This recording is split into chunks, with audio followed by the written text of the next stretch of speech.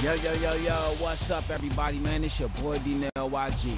Now, I'm about to get into this game right quick, but let me turn the mic down, son.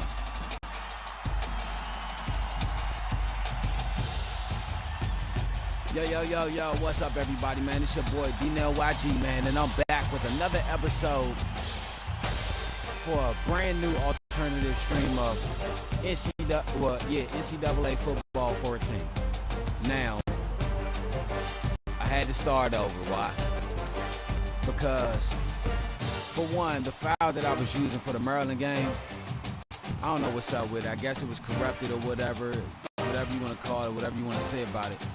But I ain't tripping, you know what I'm saying? I'm going to just start this over. You know what I'm saying? Like I said, the four games that I will be streaming, you know what I'm saying, outside of the other games that I'm still going to stream, the 4 games will be NCAA football 14, College 2K7, Madden 16, and NBA 2K16. So whoever was in the middle of their dynasty on those games or whatever, don't worry. You coming back, dog. You know what I'm saying? But here we go with week 2 of the DC 1AA high school football games on ESPN Showcase Dirty Creek Sports. You know what I'm saying? And we got the #1 ranked HD Woodson Warriors home against the Mckinley Tech Trainers. Now, last week, which was last night's game, last week the Warriors, they came out there and played a great style of football. I said basketball. I'm sorry. A great style of football. They played a great scheme, a great strategy. It's like, I'm not going to write them off just yet, but I'm not going to put them up there just yet. Well, I already did last game, so I'm not going to write them off just yet, but I'm going to put them up there with some of the greatest football teams in high school history. I'm not going to say football history, but if you want to put them there in football history, then that's cool. You know what I'm saying? Because Darnell Mason came out there 538 yards, 9 touchdowns. He broke Byron Leftwich's touchdown record at HD. You know what I'm saying? The most touchdowns Byron Leftwich thrown at HD Woodson was 6, if I'm not mistaken, or whatever. But Mason beat that by 3. You know what I'm saying? And this kid is only 5'11", 180, 185.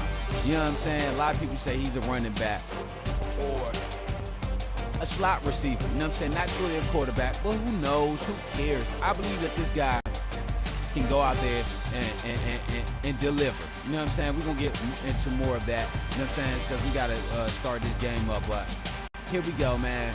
Week 2, game 2, HD Woodson Warriors, Mckinley Tech Trainers. Here we go.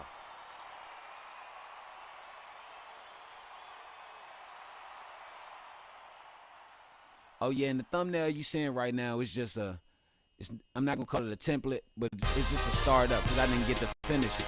But, you know what I'm saying, this is how it's going to look and this is how it's going to be. So, once I add a few more stuff to it, then yeah.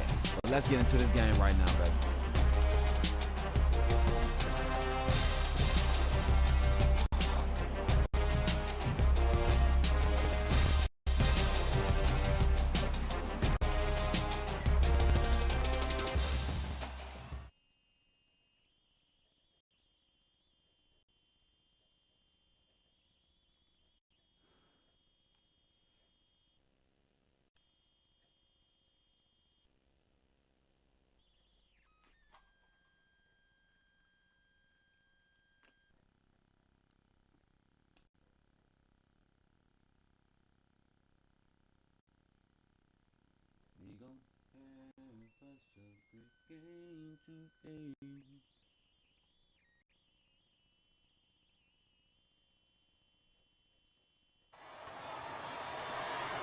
Not this one too. Look at everybody, we got shingle and bread. Okay, so HD Woodson, let's see what they're gonna choose. I believe that they're gonna kick. You know what I'm saying? They're down there doing the coin toss. So after the coin toss, we're gonna get into this game with the commentary and everything. You know what I'm saying? I swear that girl sounded like Cardi B. Oh yeah, like I said, the high school games, since I'm on offense only, and I do want to talk to y'all and give y'all a little rundown about this season like I did in the last streams or whatever. I'm going to let y'all watch the plays on defense. So, here we go. Smith back to return.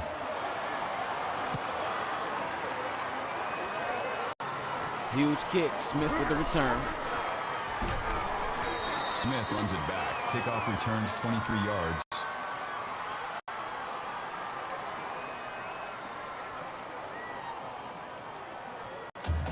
Okay, so we coming out here with another game.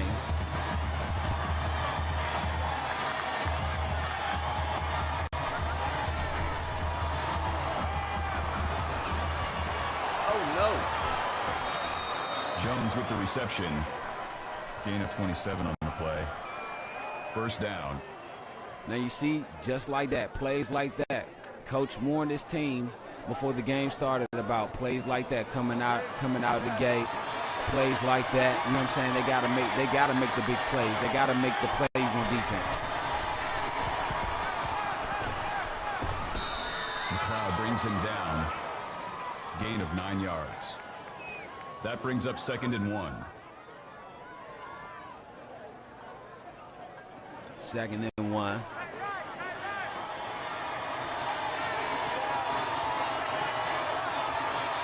Okay, so Darnell Mason. Oh, Smith. Oh, good one. Brings him down. So, last game, on the play. Darnell Mason, he did come out there. That makes it 1st and 10. My bad. I hate when the seasons change. Darnell Mason, he came out there last game or last night or whatever. Oh. Number 27 on the tackle. Gain of 17. He threw for 538 yards, down. perfect passer rating, 9 touchdowns, only 1 interception. Now,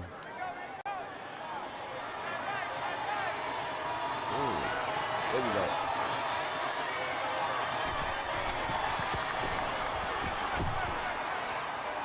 Oh, Engel with the interception. That's his 2nd interception on the season. He had another one last game.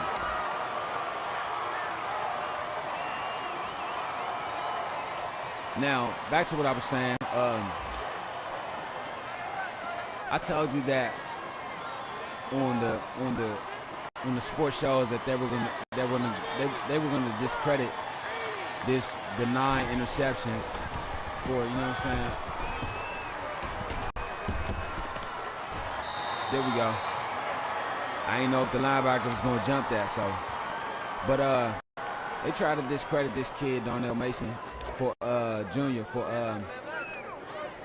they tried to discredit his 9 touchdowns for with that 1 interception because they felt like they were saying that they felt like that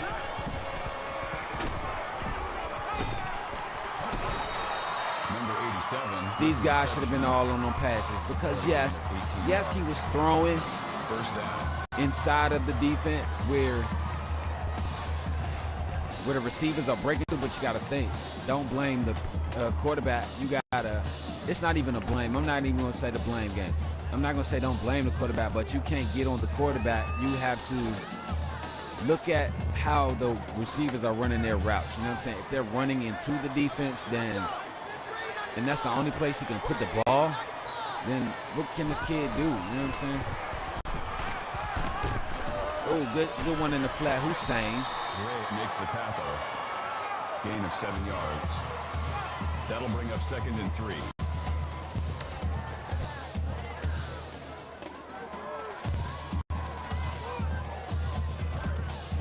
But yeah, though, I'm going to say this. Last week, last night's game, last week, which is last night's game, I saw something special from this kid, and I just got the call that I'll be calling all the games. For HD Woodson. You know what I'm saying? Gray makes the tackle at the 30-yard line. That makes it 1st and 10. See, look at this. Just like last game. He's 3 for 3, 53 yards. Last game, he completed a pass all the way up until after the second half. When he went 11 for 13, after the second half, he went perfect. throughout the whole first half of last week's game. He went 11 for 11. You know what I'm saying? I saw a lot of things that he can, you know what I'm saying, that the offensive coordinator can tweak or whatever. You know what I'm saying? And help fix or whatever. But let me tell you, see, things like that. You know what I'm saying? If you notice, I'm not going to say unlike last game, but I see he's gotten better last game. I was trying to think of how to put it. He's gotten better last game with that because why? He's more poised in the pocket. He's more comfortable. He's more sound mind.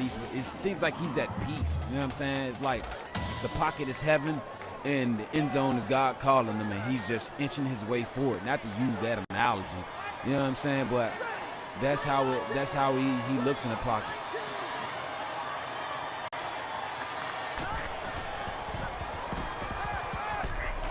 See what I'm saying? With the sack. Loss of 9 yards on the play. The offense didn't pick up the blitz That'll good make enough. It second and long. But he still got out the way of the blitz as much as he could, you know what I'm saying, to get that play out. Let me tell you, if they would have gave it to him a second longer, that would have been touchdown.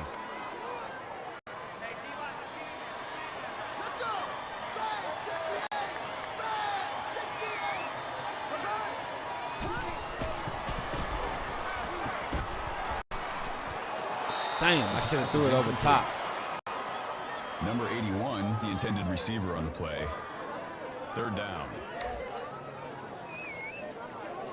So it's third down. See, that's one thing this kid has to. Oh, what the hell was that? That's one thing this kid has to learn and figure. I'm not going to say he has to learn and figure out because he doesn't do it often.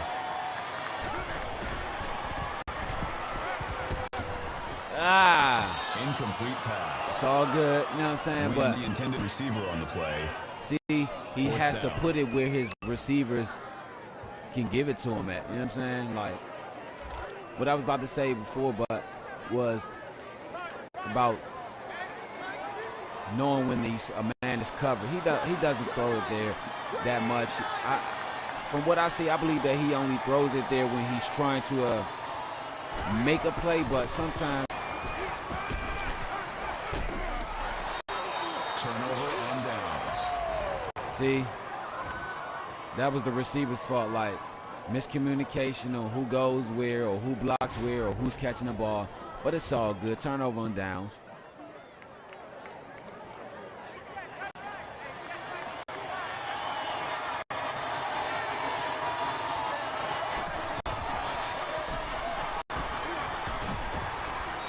Smith on the run. That's good for a gain of 9 yards.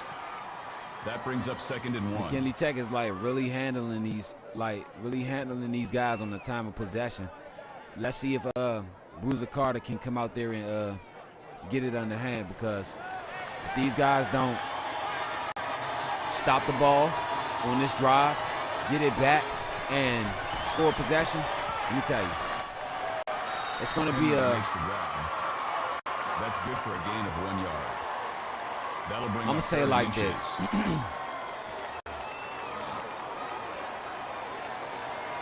Don't let Mckinley Tech expose these guys.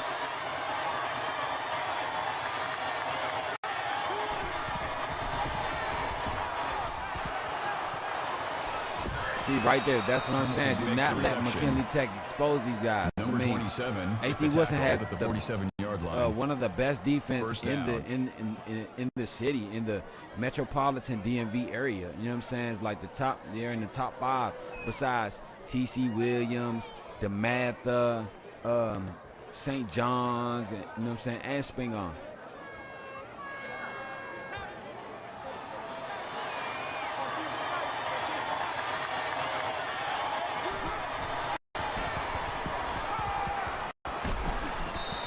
Oh, good defense. Good to be on that. Smith was the intended receiver on the play. That makes it second and 10. I know I said I was going to talk about how Darnell Mason got here at HD Woodson to play here at HD Woodson or whatever. You know what I'm saying? And I'm going to give you that just in a little bit when they take over on the field to get back on offense. That'll make it 3rd and 9.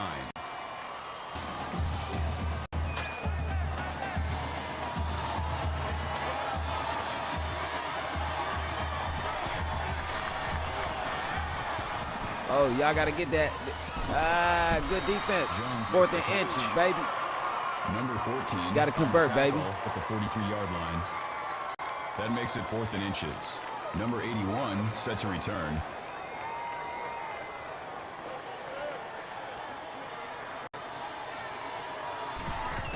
Let's see what they're going to look like on a return. Oh, really?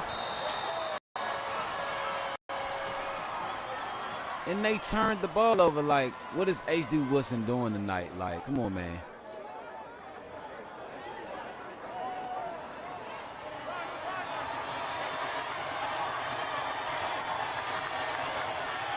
Like, this is not the defense that we saw last week. That's right. You got to rattle that quarterback. Get him uncomposed.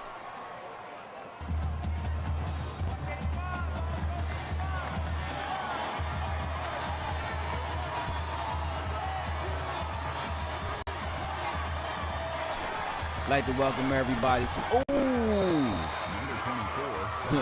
to the sack show. Loss of 8 yards on the play. That'll bring up 3rd and long.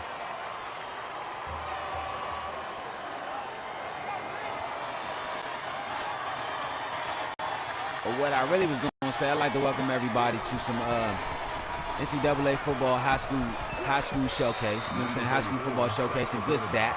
You know what I'm saying? Now, A loss of 8 yards on the play. it seems like they found it.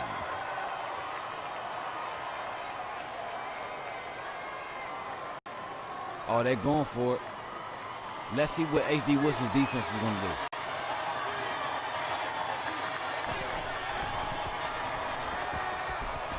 Oh, and he got him. He got him on the defense.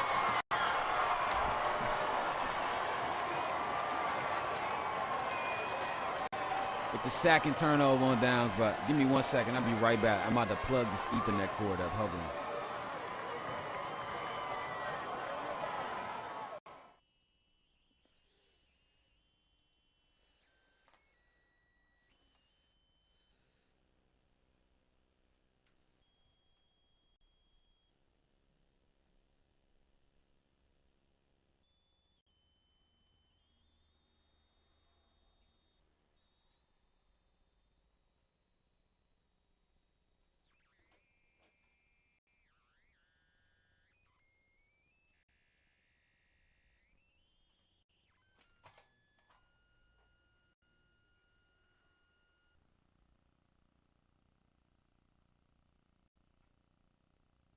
Give me another PlayStation 3. Cause I'm like, if it's the internet on my PlayStation, I'm like, yeah, it's time to upgrade my system.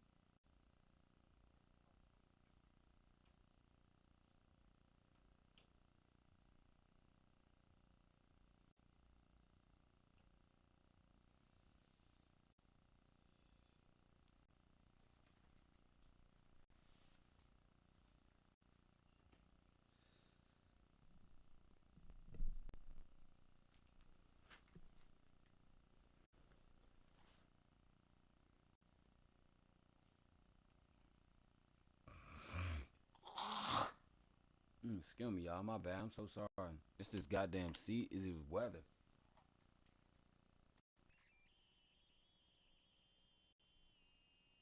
Hey, that thumbnail dope as shit. Like, I did that thumbnail. I'm talking about as far as the cutout. I did that motherfucker. Here we go. We back, y'all.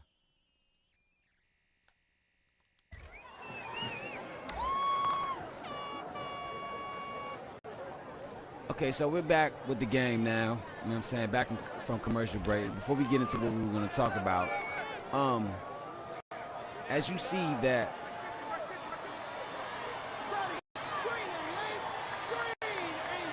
okay.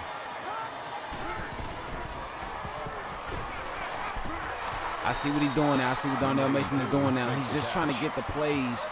He's just trying to get the ball moving down the field, and I don't blame him. Hey, you gotta.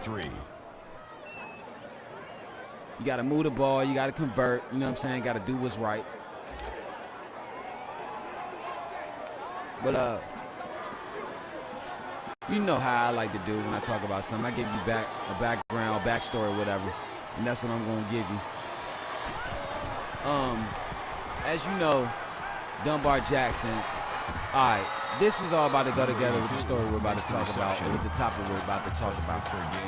Good catch by Craig Ostrander. Craig Ostrander, I think he had like 150 yards last game. You know what I'm saying?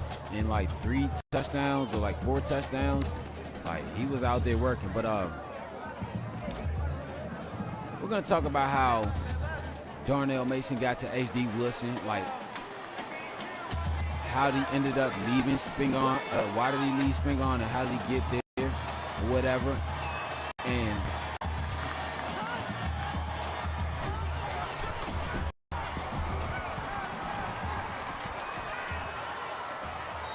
damn, that's my fault. I ain't want to get punished. I ain't no dummy. You big dummy. I'm gonna give you 5 of these across your lip.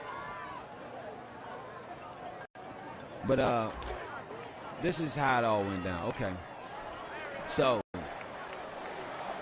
when H.D. Woodson,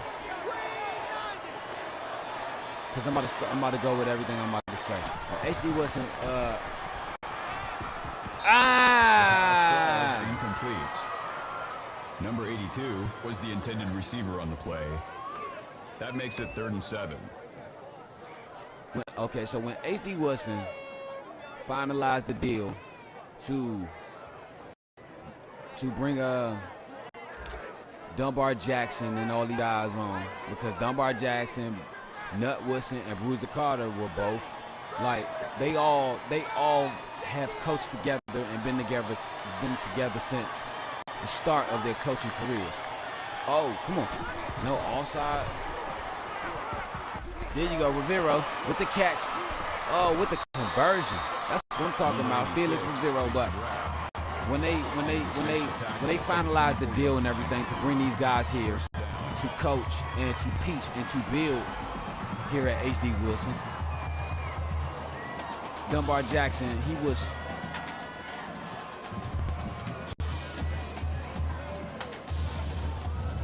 was thrilled at the opportunity to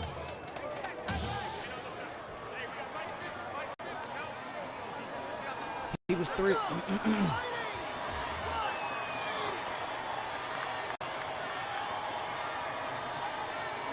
He was thrilled to coach here at H.D. Woodson. Why? Because that was his alma mater, for one. 2, Byron Leftwich played here. And for 3, he wanted to build a legacy in the championship team somewhere else to prove that, he's not just good here or good there or whatever. So when they finalized the deal and everything, Dunbar Jackson, he came here. He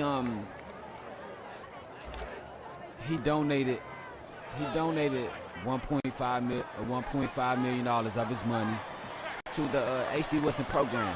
Why? And not just the program, but he donated $1.5 million of his money to the football. The pass is incomplete. Number 8 the intended receiver on the play. That brings up 2nd and goal.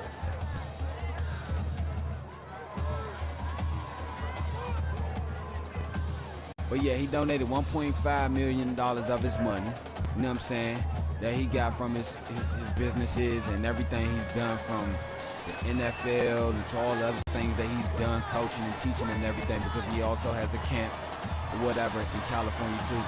But he donated $1.5 million of his money to the school. Really though?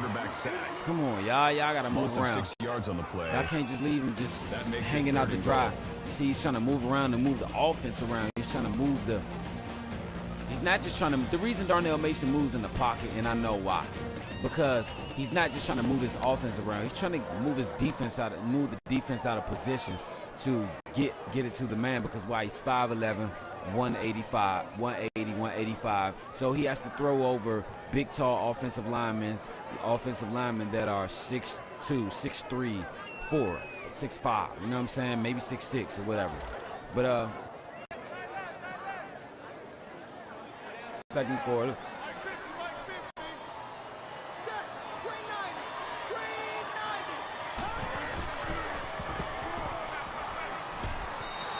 Incomplete pass. Number 81. They knew I was going there with it. That brings up 4th and goal.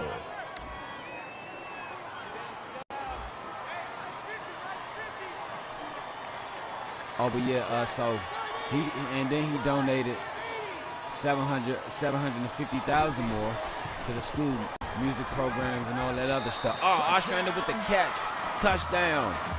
Now, if you look on the sidelines, you see that the head coach is kind of confused about like what was that call? The head coach wanted a field goal, didn't want to gamble. You know what I'm saying? It's early, second quarter, but I mean, I don't know, but hopefully that doesn't cause confusion or whatever in down there, whatever, between these guys or whatever. But 10 plays, 62 yards, and a passing touchdown and a touchdown through the air.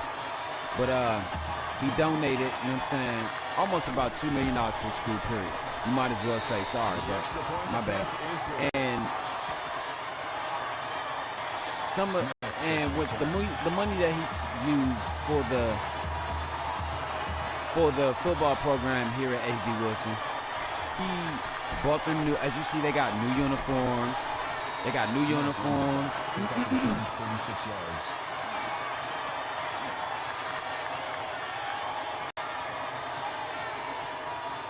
He got them, my bad. He got them some new uniforms.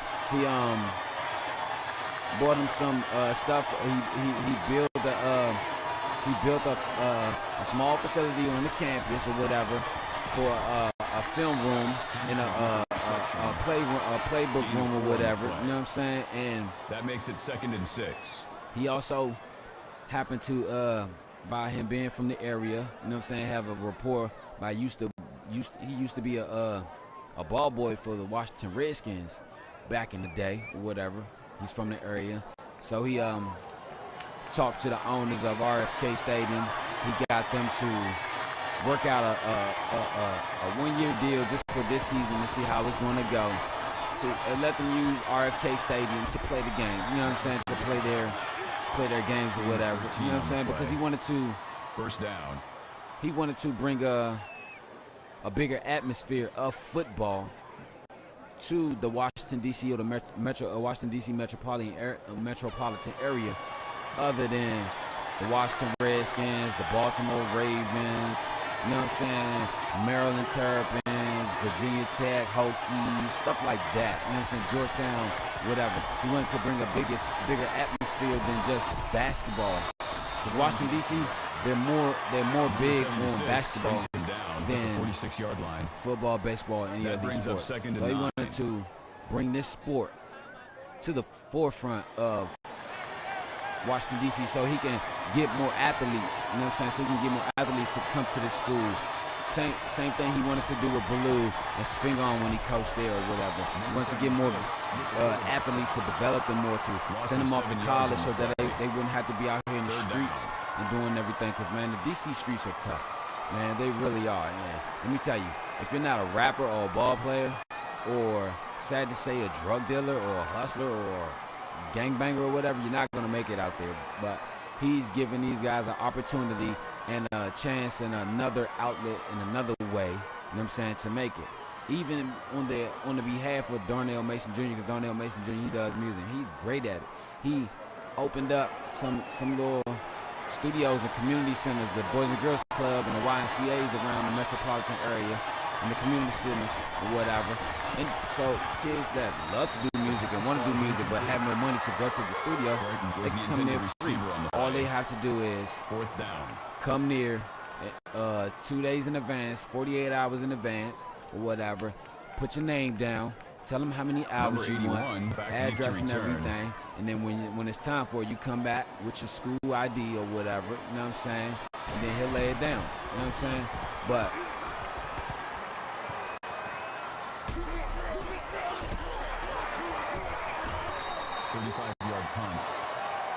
Return for a gain of 16 yards. Ooh, got the ball back. And then, you know what I'm saying? So, like I said, he built them a film room, a film room and everything. Got them new helmets, new playbooks, new equipment and everything. And one of those things was, this is what I'm about to talk about. And one of those things was, for the equipment, there we go. Number 81 makes the reception. One of those things On the tackle. that he got with the piece of equipment. That makes it 1st and 10. Oh, I did go. One of the things that he got with the piece of equipment was, he talked to the DC 1AA, you know what I'm saying, football league or whatever. And he asked if one of the things that he could add to his team in high school football, because they use it in other places in the country, California, New Jersey, Florida, Texas, Pennsylvania, Washington, you know what I'm saying, so on and so on, you know what I'm saying? The pass falls. He read that. He read that. Was the intended Good play, receiver boy. on the play. I see you. That makes it 2nd and 10. But one thing he asked, could he add, was headsets. And he said, yes, you can add headsets, but only if you can donate headsets to the teams that choose to use them, or who we, you know what I'm saying, the teams that choose to use them, or the teams that we can say that has the approval to use them. So, I don't know if you saw right. There we go, Bennett, Maurice Bennett. But I don't know if you saw that a few possessions back in the first half, 3rd and inches. when the defense looked like they were struggling and trying to find their niche in the game today or whatever. I don't know if you saw or noticed that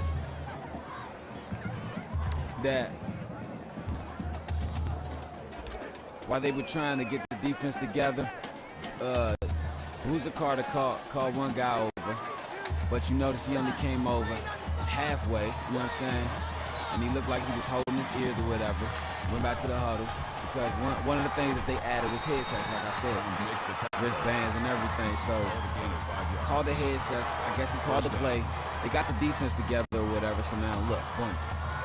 That's what he added to the offense, you know, to the school. You know what I'm saying? And that's one thing I like about that. He's not just coming there to coach. He's coming there to rebuild, to build up, to strengthen a program that has been great back in the day. Got it. See what I'm saying? Boom. Gio Soria. 22 on the play. 1st down. 3 receptions, 55 yards. I mean, it's a few schools that agreed to use them, but a lot of schools didn't, because they didn't want no cheating scandals or whatever. But you got to think though, the headsets, they're monitored by, you know what I'm saying, by the DC 1AA league, meaning that, just like police scanners, everyone who has a walkie-talkie,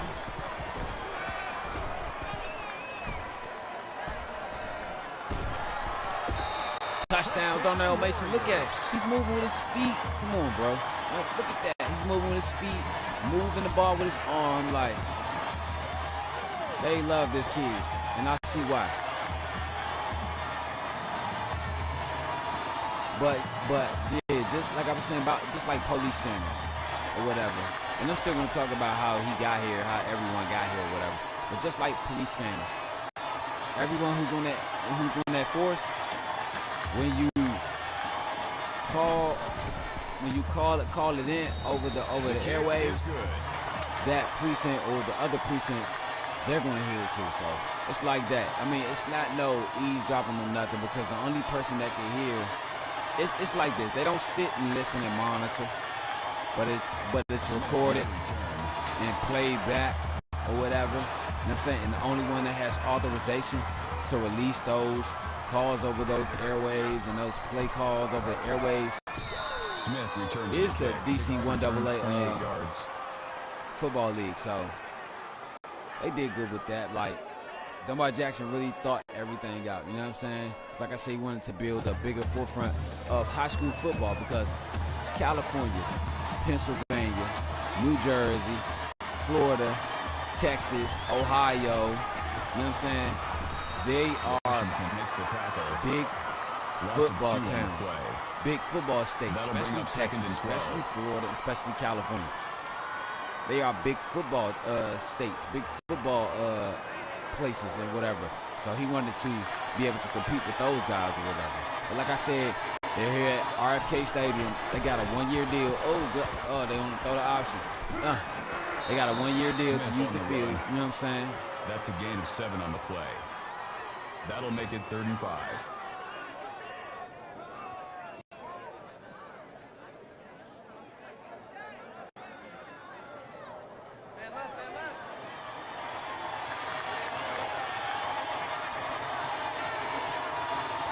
And all the proceeds that come from tickets, from tickets, concessions, merchandise, and all that at the game or whatever. Because I know they like merchandise, but listen, that makes it 1st and 10. You got HD Woodson hats, HD Woodson hoodies, you know what I'm saying, and HD Woodson Letterman jackets. Of course, every school, high school, even colleges that has a sport program, of course they have a merchandise. I'm glad they didn't call passing interference because I would have been mad at that because that was not. Receiver on the play. Of course they have a merchandise catalog or whatever. It's not free, but here at HD Woodson, Dunbar Jackson put up a lot of his money. He put up almost $2 million, but if I'm not mistaken, I think it's almost 3 mil, 2.5, 3 mil, because why? I just got a notification on my phone from ESPN saying that who sent me a email of an invoice of how much he spent. I'm not gonna say it over the airways or whatever, you know what I'm saying, for protection of privacy or whatever. But he did put up some more money for merchandise catalogs. He had merchandise made up and everything. This guy truly believes in the Washington, D.C. football area because he has seen a lot of guys play the game but doesn't get a chance in the big schools, the big leagues or whatever and everything. So I like that. But yeah, they got hats, hoodies, jackets, think those, you feel me? And the hats at the games, they're only, depending on if it's a snapback, snapbacks are $5, beanies are $3. You know what I'm saying? That's not bad. A snapback, you go to a new era, and the crazy thing about it is he got these snapbacks designed by Athletic. Not Athletic, but Starter. You know what I'm saying? From back in the day, you remember the Starter caps, Starter jackets. That's who he had the jackets and everything made by Starter, because you know Starter is a company that really isn't being used by anyone for buying sporting gear and all that. So he worked out a deal with them, man. Let me tell you, this guy is the Jay-Z of football. Working out deals and everything, and number 44 sacks the quarterback. Not just him, he's coming out on the great side of the deal, but he's also making sure that company eat, because by him putting that money in their hands or whatever, and by him, people coming through from the DC area and around the area that likes this team, that just started liking this team or whatever, because you got people from down Maryland, Virginia, or whatever.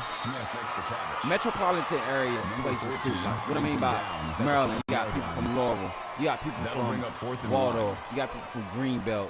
You know what I'm saying? You got people from Annapolis or whatever. They heard about this team or whatever because they're televised every evening on Fox 5 or whatever, when they every game on Fox 5 when they show the games or whatever. You know what I'm saying? The next day, and people love this team.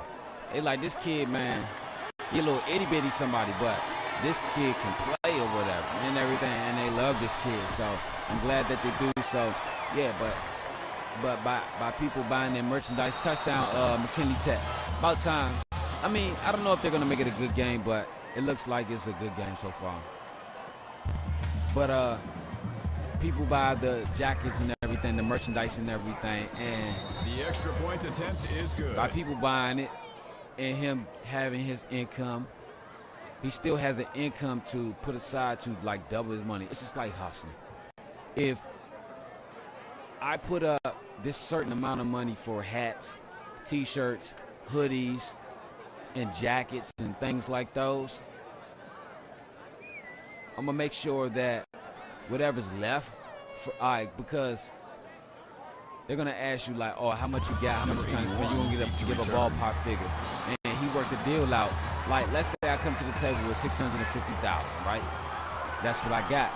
I'm not gonna tell him I got $650,000 with the return, but kickoff return. I'm gonna tell him I'm not trying to spend no more than $450,000, $500,000, maybe $50,000, maybe $550,000, no more than $500,000. If you got 650, that's 150 left. Like, okay, we'll work out a deal. If you can give me $575,000, ooh, for real? Bennett makes This the is sack. coming. It's all good. That's a loss of 5 yards. If you give me That makes it 550,000, 2nd and 14. because I know we probably only got 6, maybe 650, but I'll work with you. You give me 550,000, then we got a deal. You know what I'm saying? Like, okay, so boom, you make the deal, cut the check, boom, you get your merchandise. But that whatever's left over, that's the petty cash. I want to call it petty cash. Ooh, look at that. He saw the blitz coming. Look, I'm telling you, like I said last game, whoever said that this kid is not a quarterback, just like I said on ESPN past week or whatever, past couple days and everything, lie again. This kid is a great quarterback. But yeah, what I was saying was, if you that's petty cash or emergency, let's say emergency fund money, just in case, whatever. You know what I'm saying? Just let's say like you sold all your merchandise on one thing, right? But Timeout called by the but offense. you had to take and pull from that to something else came up. So let's say you got some money to the side to replace whatever you had to pull from it. You know what I'm saying? You might take a big loss, might take a small loss, might take a in-between loss, but you're going to take a loss to put it back. But you still have money to replace that so that you won't put yourself in a hole. So that's what he did. You know what I'm saying? Good throw. Ostrander. Number 82 with the reception. So you got the, you know what I'm saying? So that's what he did. He took his money and Makes it 1st and 10. there it is. That's the word I'm looking for. He's investing in his city. He's investing in his community.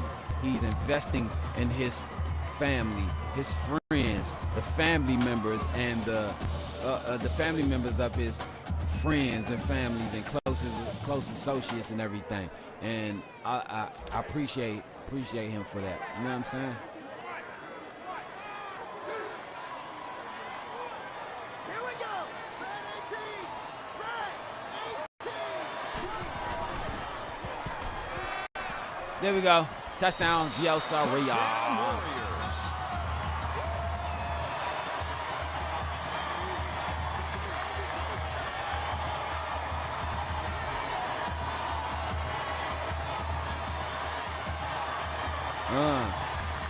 See, look at he coming out there tonight like, I'm ready. I'm ready.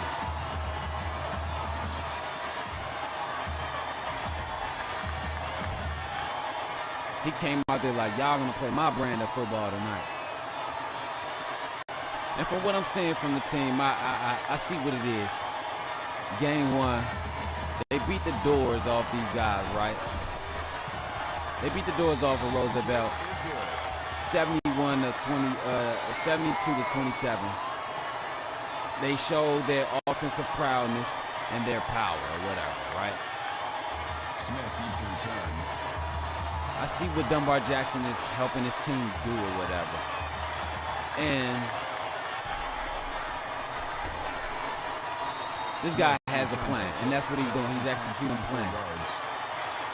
He went out and threw the whole kitchen sink at the first team that he played, because the head coach in high school, the head coach really doesn't call the plays. They throw it all in the offensive coordinator versus college and NFL, whatever.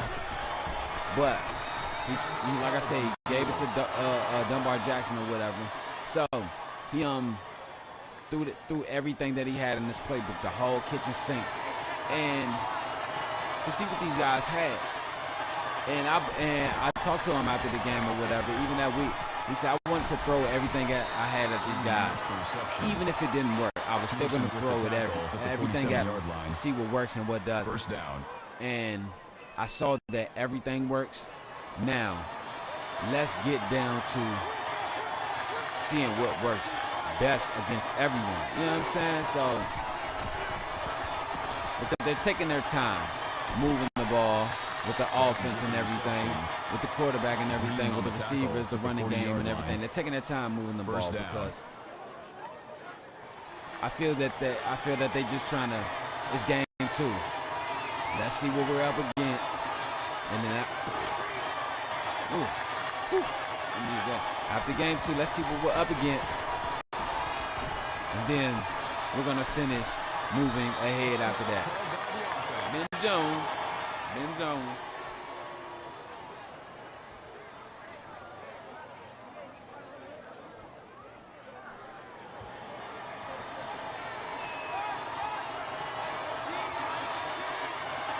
I think I know what I'm gonna do. I'm gonna do a throwback season Jones with the catch. for Dunbar, Jackson, Nut, Woodson, and all those guys. Yeah, I'm gonna do a throwback season too for these guys, since I talk about them a lot. Number 14 with the tackle. Called a gain of 12 yards. That makes it first and goal.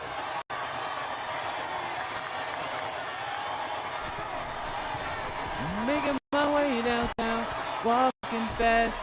Got that ass, and you down now. Loss of 2 yards on the play. Ends up second and Cause goal. I'll leave you, and I'll clip you, Touchdown. and now I wonder if I click off into the sky. Do you think Fro will fucking die? Cause you know I'll bust 1,000 times if I can just see you go die. But yeah, like I said, Dunbar Jackson, he's really invested in his community and his town, his city, The extra point whatever. attempt is good. And I believe that after this season, going forward, if he stays or if he goes, you know what I'm saying? Because he signed a 1-year contract with the school, whatever. Because high school, they go off contracts too. Like the government, high school teachers and shit, they go off of contracts or whatever. They don't go off of applications. I mean, you signed the application, but it's like your W-2 form is a contract, meaning what you'll get, any type of severance pay, any type of 401k, with your benefits, all. I mean, it is a W-2, but what I'm saying is, in that contract, they'll tell you you'll only make a set amount of money, because why? A teacher's salary. That's why teachers don't get paid much. Like a lot of people be wondering, and I wonder this shit too. A lot of people be wondering why teachers don't get paid that much. That's because teachers are on salary. When you're on a salary, I'm not gonna say you don't get paid that much or you don't get paid. What I'm saying is, when you're on a salary, you don't see as much money as you think you would if you were like every 2 weeks or whatever, because as soon as you get that one salary for that whole month or whatever, or however they do it, you know what I'm saying, you gotta take from that shit and spend that shit, and now you're back broke, versus saving up every 2 weeks and just taking from what you need. Like, this is what I'm saying. If I make $2,500 every 2 weeks and I get paid every 2 weeks, and my rent is only $1,200 a month, I'm only gonna take $600 from that 25 every 2 weeks, or maybe 7. That's $1,400. Boom. You know what I'm saying? And I still got money saved over and put in the bank. So yeah, you gotta know how to work the system. You know what I'm saying? Number 82, deep to return. But yeah, like I was saying, if he's just here for this 1 year, Number this 81 1 year, with the and return. Kickoff return to 21 yards. he decides to go somewhere else, I believe that H.D. Woodson will forever become the top program in Washington, D.C. If they go undefeated and win a Turkey Bowl championship. Because why? That'll set their legacy in stone. Because why? The offense calls a This is a great H.D. Woodson team. And if they can see it and recognize it, then they will go on to march on.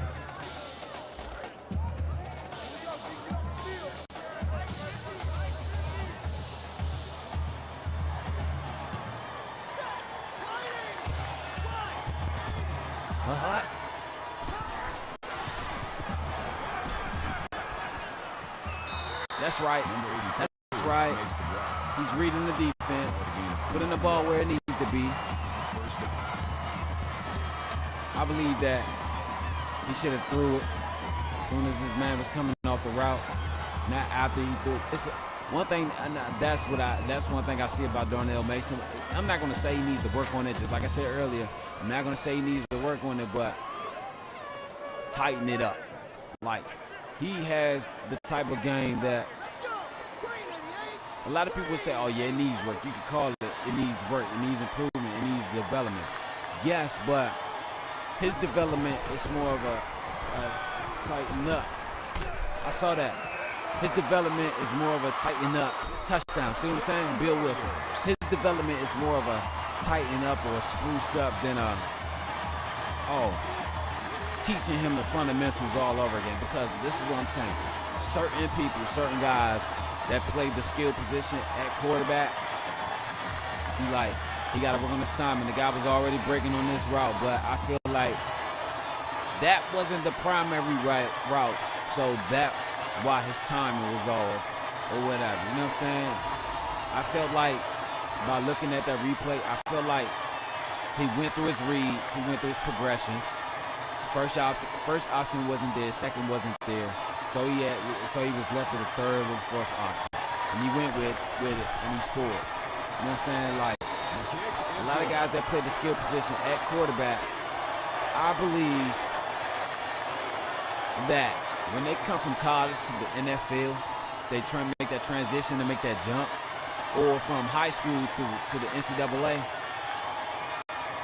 some of these guys have to be taught the fundamentals of, not the game, but the fundamentals of their position all over. Meaning is,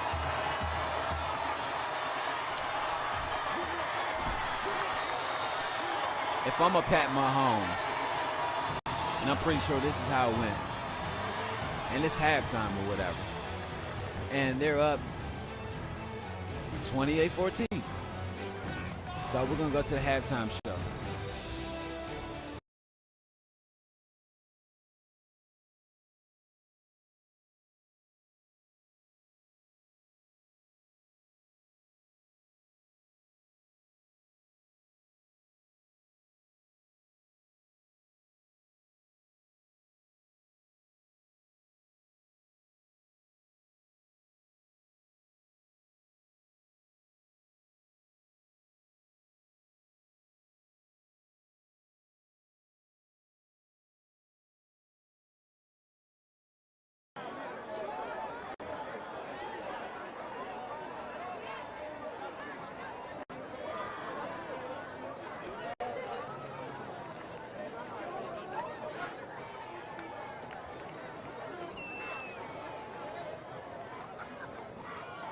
All right, we back. My bad.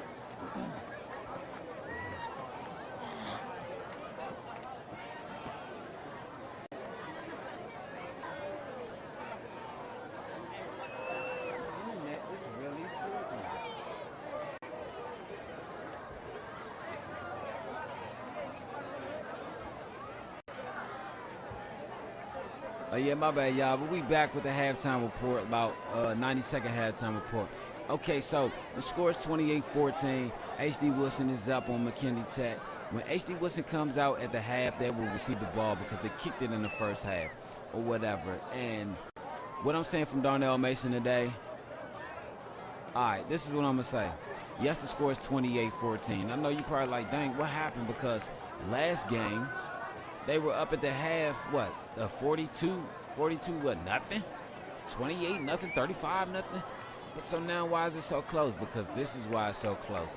And I was just saying this about the last play. If you look at the last play, Darnell Mason, when he dropped back to make that touchdown and throw that last touchdown, he looked for his first option, looked for his second option, saw that they wasn't there. So all he was left with was the third option and the fourth option. They were saying that his timing, yes, he needs to work on his timing on some throws, but most of the time, from what I see from this guy, it's like it's not that his timing is off, it's that his awareness and his think process of a quarterback is of a traditional quarterback, meaning, boom, every play, drop back. Hold on, boom, every play, come to the line, scope out the linebacker, scope out the line, well, come to the line, check for the safety, check for the linebackers, check for the defensive end, see what the corners are doing. And then everything's good. So you make your height, you drop back into your progression. First read, second read. If it's not there, third or fourth. And if you can't get to your third and fourth by the time that line don't hold up, then boom, you're sacked, or you just take the sack, or you run and throw it away. That's what this guy is going. But like I said, yes, he needs to work on his timing on some throws. But other than that, man, what can I say about this kid? You know what I'm saying? Like, he's magnificent. Like,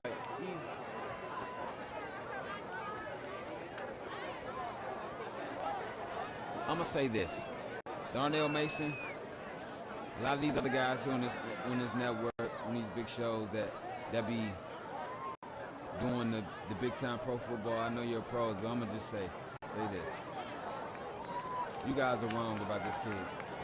Darnell Mason is magnificent. He's a prototype quarterback, even at 5'11", 180, 105, and that's one thing. And that's one thing we do a lot. We talk about his height, talk about his weight, his stature.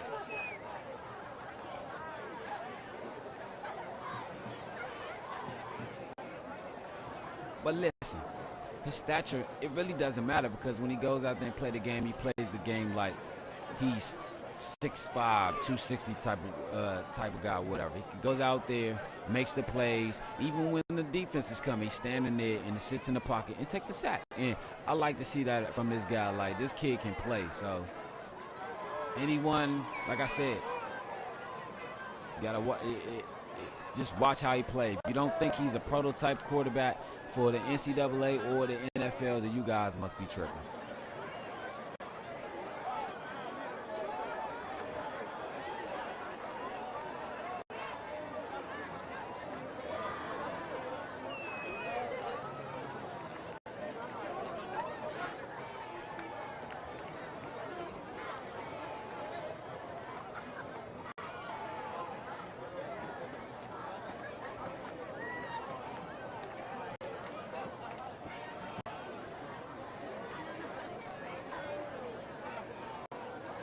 My bad.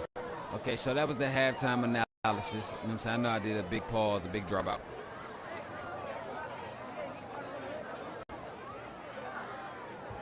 This nigga keep asking to sign his forehead. What the gay shit is up? You sign your forehead, nigga? I signed it with a motherfucking red beam, red dot, pop, pop, nigga, and then you're gone off the block.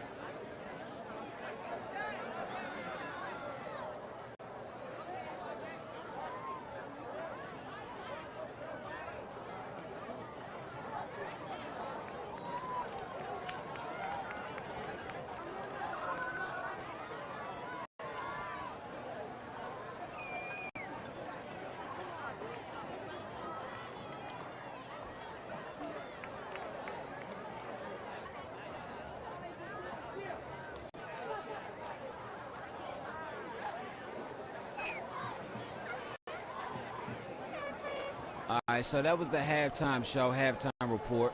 My bad. Hold on.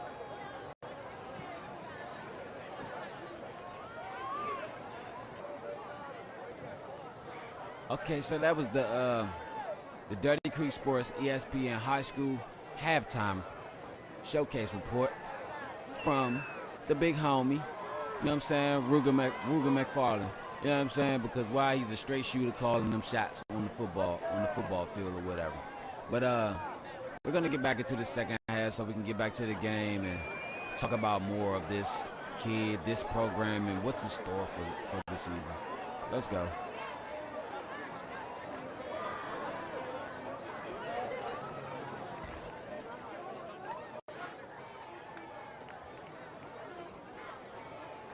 Number 81, back deep to return.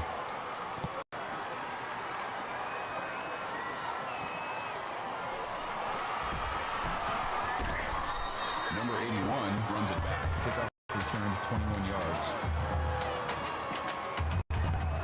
All right, now, like I said, second half we were going to talk about how this kid got here to this program or whatever, the journey that it took or whatever. But before I get into that, what I was saying was, all right, Patrick Mahomes. I don't know if it's true or whatever, but you know Patrick Mahomes used to play baseball, right? And he was a shortstop, or I think an outfielder or whatever, but he used to play baseball. Good throw. I mean, it was into double coverage, but he got it there. You know what I'm saying? He got it there. But what I'm saying is, Patrick Mahomes, he used to play baseball or whatever, right?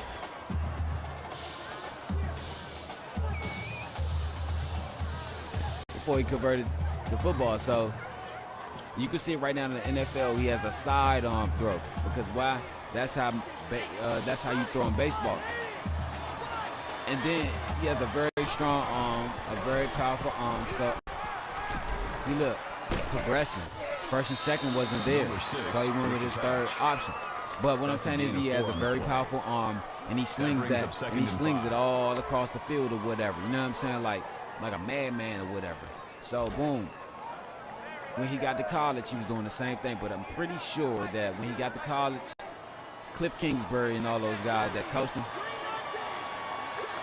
they had to calm that down because, like, ooh. Number 82 makes the catch. That's good for a gain of 14 yards.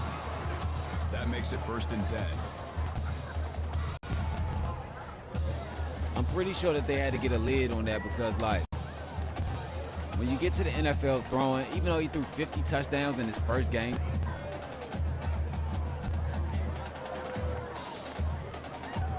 he a lot of those throws were across the shoulder, off the back foot, and just heaved up. Why though? Why? Because of the receivers that he had, dog. That was my fault. Number 81 was the intended receiver on the play. Because of the receivers that he had. That makes it 2nd and 10. Even when he won a Super Bowl with Tyreek Hill, the reason he made those throws, like I said, back over the across the shoulder, back shoulder across the shoulder, off the back foot, heaved in the air. That's because Tyreek Hill had that speed where no matter where Patrick Mahomes would throw it up on the field, you know what I'm saying, like, he could go get it. But see, Patrick Mahomes, he got that shit down pat, you know what I'm saying? What? Come on, bro. I did not throw right into the defense. Come on, stop doing it. But like I was saying, even though, you know what I'm saying, he still does that, but he has most of his throws down pat, like how to throw, where to put it. So, in order for him to become a Super Bowl champion, they had to teach him how to properly throw the ball. The pass falls incomplete. Number 82, the intended receiver on the play. That'll make it 4th and 10.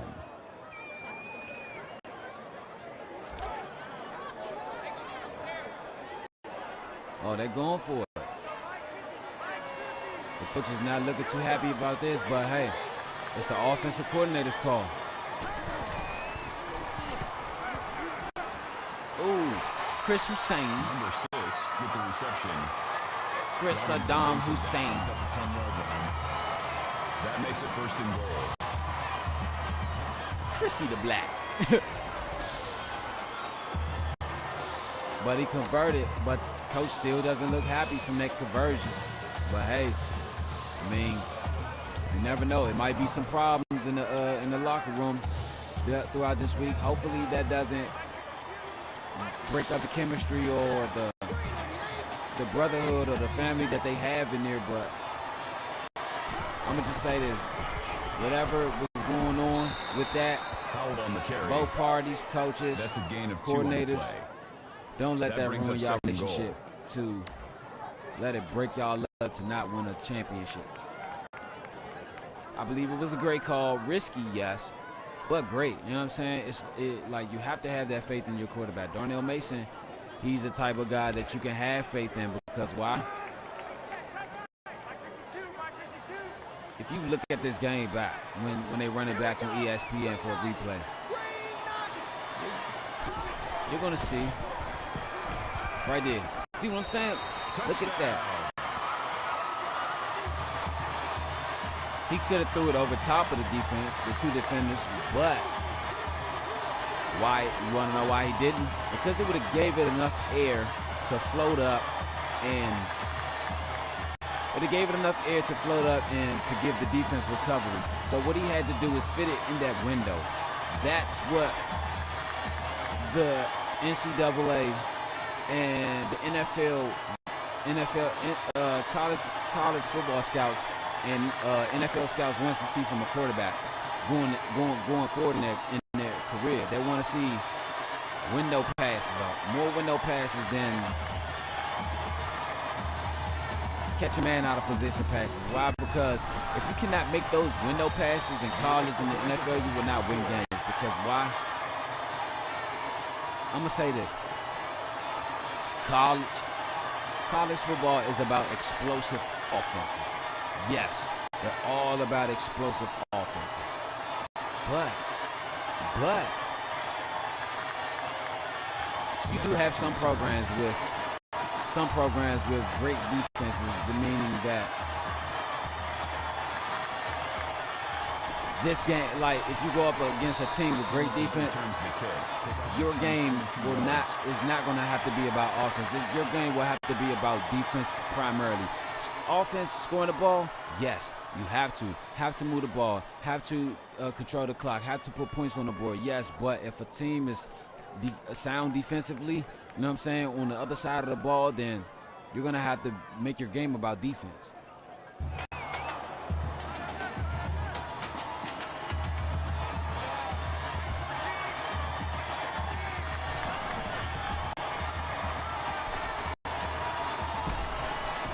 Good one. Jones with the catch. Gain of 9 on the play. That makes it 2nd and 2.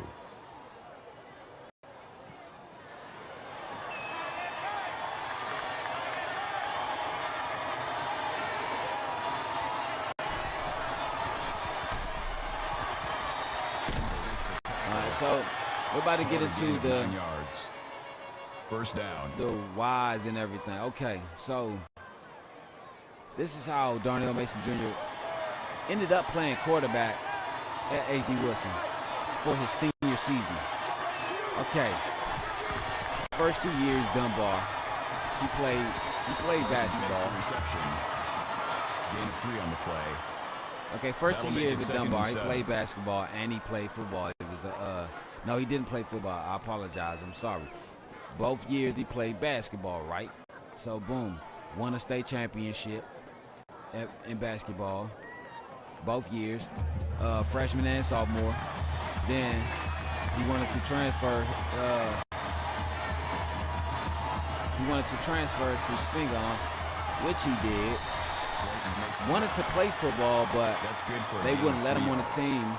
And even though Dunbar Jackson was the coach, was coaching football there too, they wouldn't let him on the team. Even though Dunbar Jackson, he signed off on having him make the team, but they just didn't want him to be on the team because physically he wasn't fit.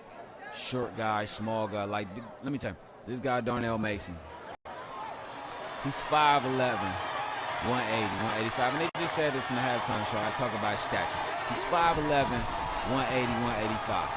When he went to Spingarn trying to play football, he wanted to play quarterback. He was 5'6", about 160, maybe even 150, maybe even 140. You know what I'm saying? Something like that. But I know he was small and fragile, and they didn't want this guy to get hurt. You know what I'm saying? So, boom. He went to Spingarn. He played basketball, whatever. 2 years or whatever, he played basketball. But his last year, after winning the state championship or whatever, you know, a situation happened or whatever. And good play. With the reception. Number 14 with the tackle at the 19-yard line. The situation happened or whatever. And that makes it 1st and 10. He was removed from the team. You know what I'm saying? He was removed from the team or whatever. And Dunbar Jackson, he advocated to get him back on the team and advocated to help him in his situation, his legal situation, whatever that he had. Smith was the whatever. This is his last year, senior year that'll make it at 2nd and 7. And like I said, they cut him right after the season, whatever, right after they won a championship because his legal troubles and everything. Boom. He got cut. You know what I'm saying? He got released from the team, whatever, and everything. And he was expelled from the school. The pass falls incomplete. Jones was the intended receiver on the play. 3rd down. Darnell Mason was expelled from Spingarn. Why? No one knows, though.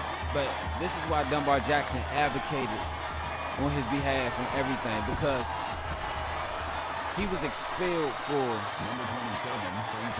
non-disclosed, you know what I'm saying, a non-disclosed incident, but it had nothing to do with him being in school. It's not like he done something in school and then like, oh yeah, you're expelled from the property or whatever, this and that and this.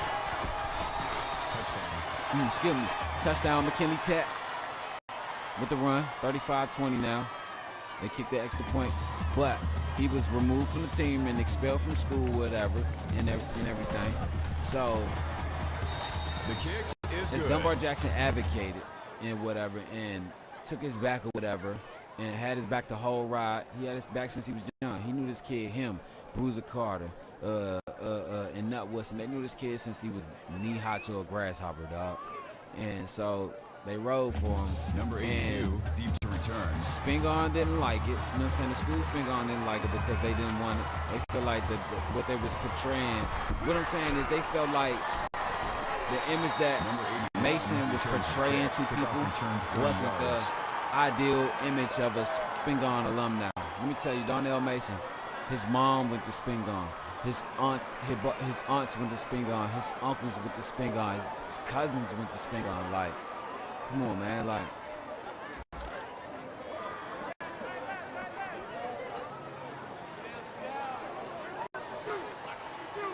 so they found out what Dunbar Jackson was doing. He was see what I'm saying? Advocating for the guy, helping him out, whatever. They didn't like it.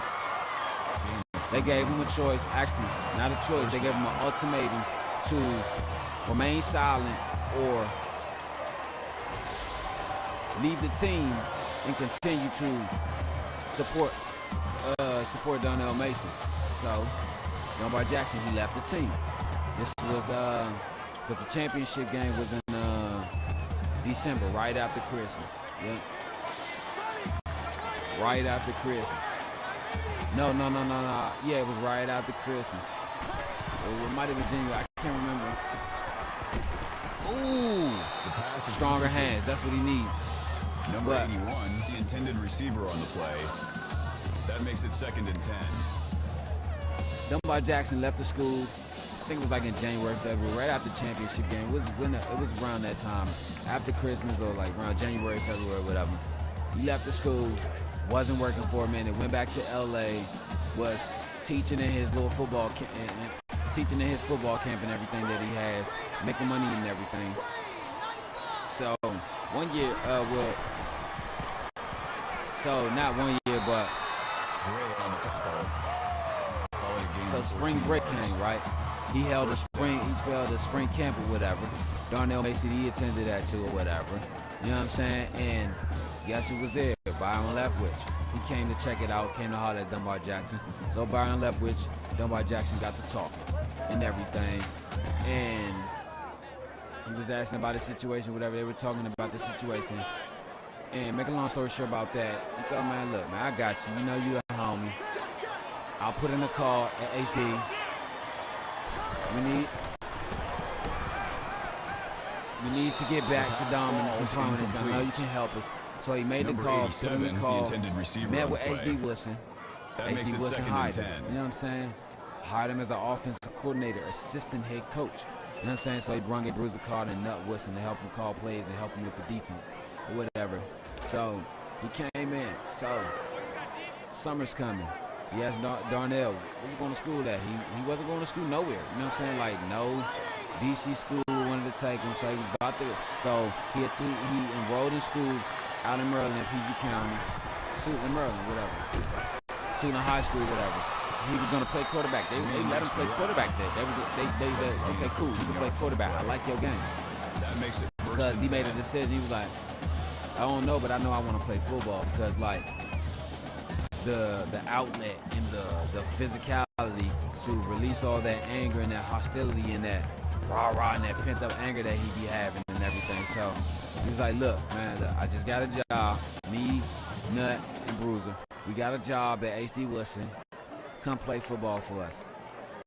He said, what position? He said, man, you're going to play quarterback for me. Don't play with them. So they went up. So him, his uncle, and whatever, they went up shooting, signed the transfer papers, came to, went to the DC 1AA league, had an appeal meeting 2 weeks later. They signed an agreement of non-disclosure agreement about what his stipulations was to play for a DC school again, but he can only go to this DC school is if he play for the school, play football, stay out of trouble, and maintain a certain grade point. See what I'm saying? He almost had maintaining a certain grade point. Number 81 was the intended receiver on the play. Right now he's up holding that. So he came here, you know what I'm saying? So, like he said, when he found out Dunbar Jackson was coaching here, Dunbar Jackson pulled him up. He said, man, come play for me, dog. I got you. And I love you, fool. I love you. That's how he got here. For his first year, like, even if he played for HD Woodson or played for Suitland, it was going to be his first year playing quarterback or football in the past couple years. Ostrander. Robinson on the tackle. Called a gain of 12 yards. That makes it first and goal.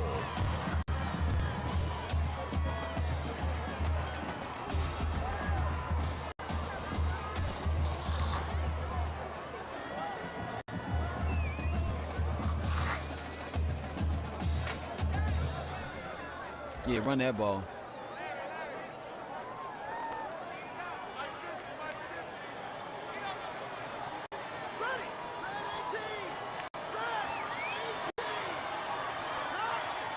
It's the linebackers. I told you. Touchdown Warriors. It's the same linebacker that moved when I called the fake snap. He moved.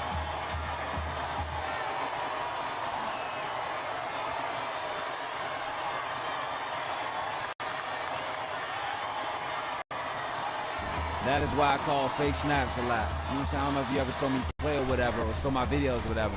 But I know you're probably like, man, this dude called a lot of fake snaps because why? I'm trying to see where the defense is moving at. I'm trying to see where the defense is working the strongest at. Is it the weak side or the strong side? Weak side, left side, strong side. But let me go use the bathroom real quick. Hold on. We'll be right back with the Dirty Creek Sports High School Football Showcase on ESPN and Dirty Creek Sports with none other than your host, Ruger McFarland. Let's go.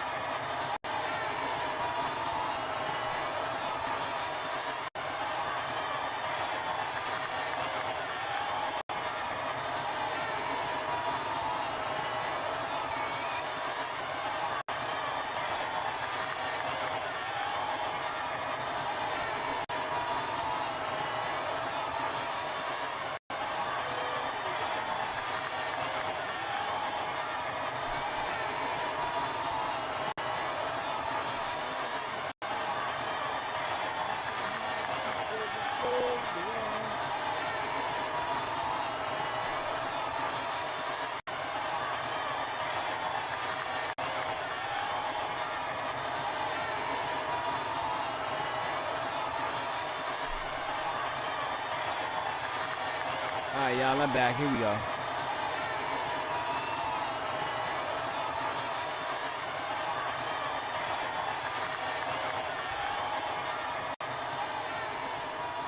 The Warriors lined up for the kickoff. Hampton beat to return.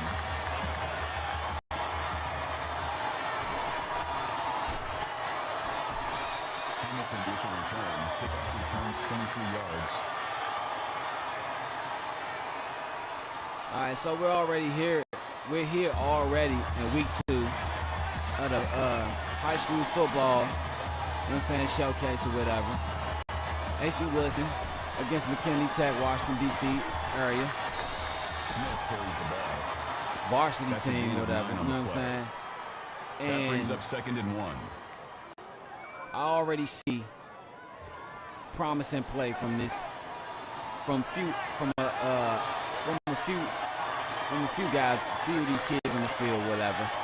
Some of them are juniors, some of them are seniors, you know what I'm saying? But my thing is, what will be their future, you know what I'm saying, Call it a gain of in 11 life? Will it be yards. football? Will it be something First else? Will it down. be whatever they major in? Because half these guys, they already have scholarships. You know what I'm saying? I looked this up earlier. Half these kids, they already have scholarships to go to big schools to play. You know, well, not big schools, but most of them Division II and Division III. But I would like to see just at least one of these kids get an offer to a Division I school. Now, Darnell Mason,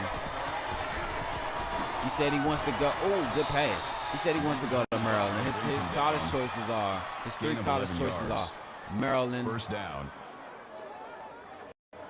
Ohio State, and Old Dominion. Now, he's been sitting back waiting for his email. He got email back last week at the end of the game. He didn't see it till he got home from Old Dominion. They want to offer him a scholarship and talk to him about playing for their program or whatever. Oh, that was a good defensive hand, though. Smith with the reception. Gain of 6 on the play. You know what I'm saying? That'll make it He's 2nd and not going 4. to jump at it or whatever. You know what I'm saying? He's not going to jump at the chance to just first school offer me, because you never know. It might be other schools that offer him a scholarship. You know what I'm saying? A chance to play on the team at their program, but you can always decommit.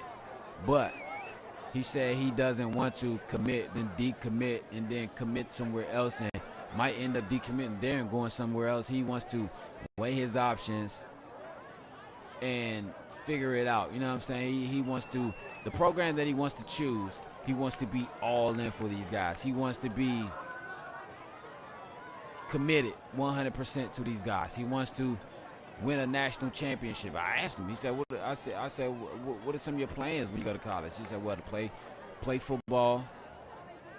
If I don't win a Heisman, shoot, win a national championship." I said, "You sound real confident and sure of your plans in yourself." He said, "Man, you got to be, because if you're not sure of your plans in yourself, then, you know what I'm saying, what are you sure of?" You know what I'm saying? Ingle on the tackle. That's a gain of 6 on the play. That makes it 1st and 10. I like how philosophical this kid is. Like, he's 19 years old. He'll be 20 January 6th. He's 19 years old. I like how philosophical this guy is, Makes the catch. because That's a gain of 8 on the play. this is how philosophical That he brings is. up 2nd and 1. It's eye-opening, brain-bugging, but also amazing. He'll hit you with something, and then when you're about to say something in like nature, but what about when you were out there doing this and that, or That's good for a gain of 5 yards. well, you can't say that because First he'll down. come back with but I'm not saying it's right, but on both behalves, this and on both behalves, you got to look at it this way, look at it that. He's very philosophical. Like, he picks no sides. He's impartial to life views. He's impartial to anything that's pertaining to life. You know what I'm saying? Jones with the catch. That's a gain of 3 on the play. That'll make it 2nd and 7.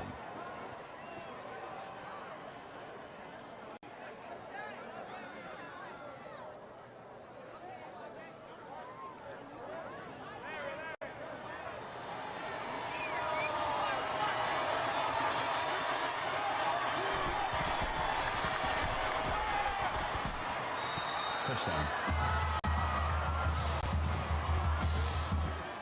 These fools scored at the last minute. 42-27. The kick is good.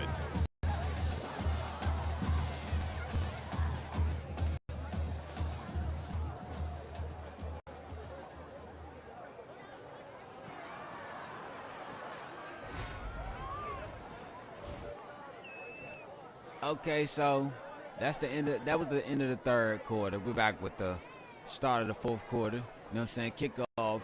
HD Woodson will receive the ball. And this whole game, like, these guys put up 42 points in the first half of the game. But now they only got 42 points throughout the whole game. But like I was saying earlier, and they were saying in the halftime show, these guys are just, all right, game one, they just threw the whole kitchen sink at you. But this game right here is the game where they want to come out and try out their identity that they want to run with, that they want to use this season, which is a physical but athletic brand of football. Now, I was talking about this last game, right? Number 81. Started the first quarter. Here we go. I was talking about this last game when they played Roosevelt.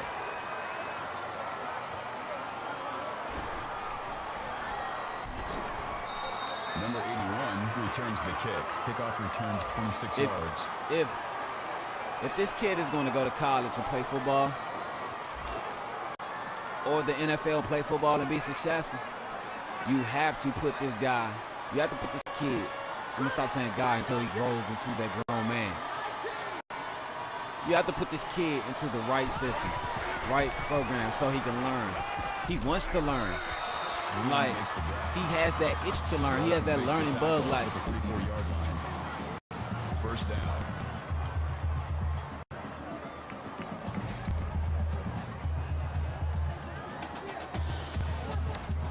He has that it factor. I mean, you could see it in his eye. You can see it when he plays. You can see it when he touches the ball, even though he had a perfect passer rating last game. You know what I'm saying? 9 touchdowns, 580 yards, 1 interception. You know what I'm saying? Rushing touchdown. I mean, with 2 rushing touchdowns. But this kid is 29 for 41, 480 yards, 4 touchdowns, no interceptions.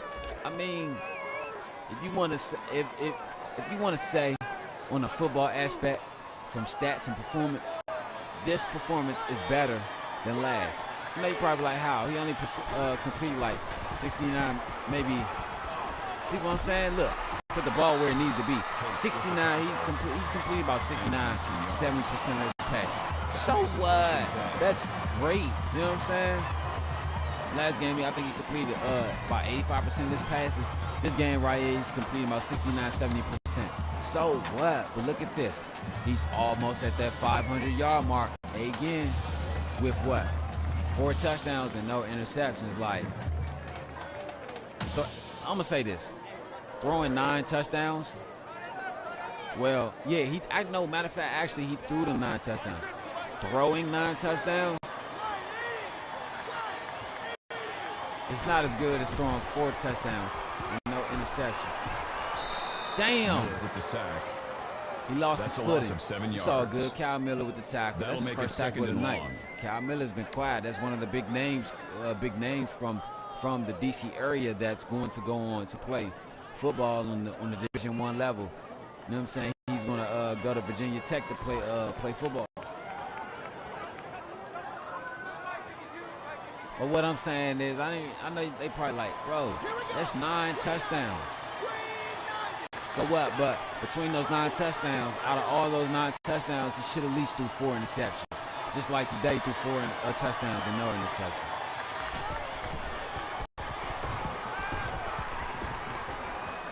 See what I'm saying? Boom. Touchdown. Touchdown, Warriors. Look at how he's using the pocket, how he's using the offensive line, how he's reading the defense, because I believe he threw it right there because he knew that that's where the defense was going to be weak at. Saw the safety shift down. Or he saw the safety shift down from over top. You know what I'm saying? Wrong mistake by Mckinley Tech. And they got burnt for it. I mean, who doesn't? I mean, that's a mistake that you have to learn from in football, period. Whether it's Pop Warner, middle school, junior high, high school, college, and NFL. If you make that safety drop down from the top of the field and there's no help over there and your man get beat, it's your mistake. The extra point attempt is good.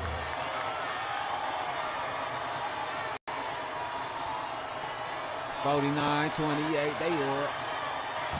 Smith deep to return.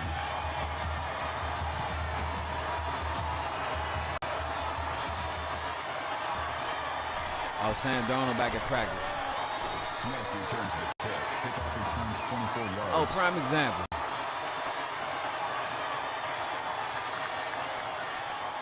You see when Sam Darnold went to, this is what I was talking about. This is what I was saying about Darnell Mason and his success or whatever. Putting him in the right program, right people, right success. If you look at Sam Darnold, horrible with the Jets. But he came down to Carolina and he's doing better than what he did in New York. So that makes it 2nd and 2. That's what I'm saying. It's the schemes, it's the systems that you play, especially as a quarterback. What I'm saying is, from the first skill position to the last skill position. All right, and we're gonna go from an offensive standpoint. On offense, from the quarterback to the wide receiver, right? We're not gonna include the offensive line because they play a part in it. They're not why, but they're the key piece. But what I'm saying is, from quarterback to wide receiver, and we're gonna start at quarterback.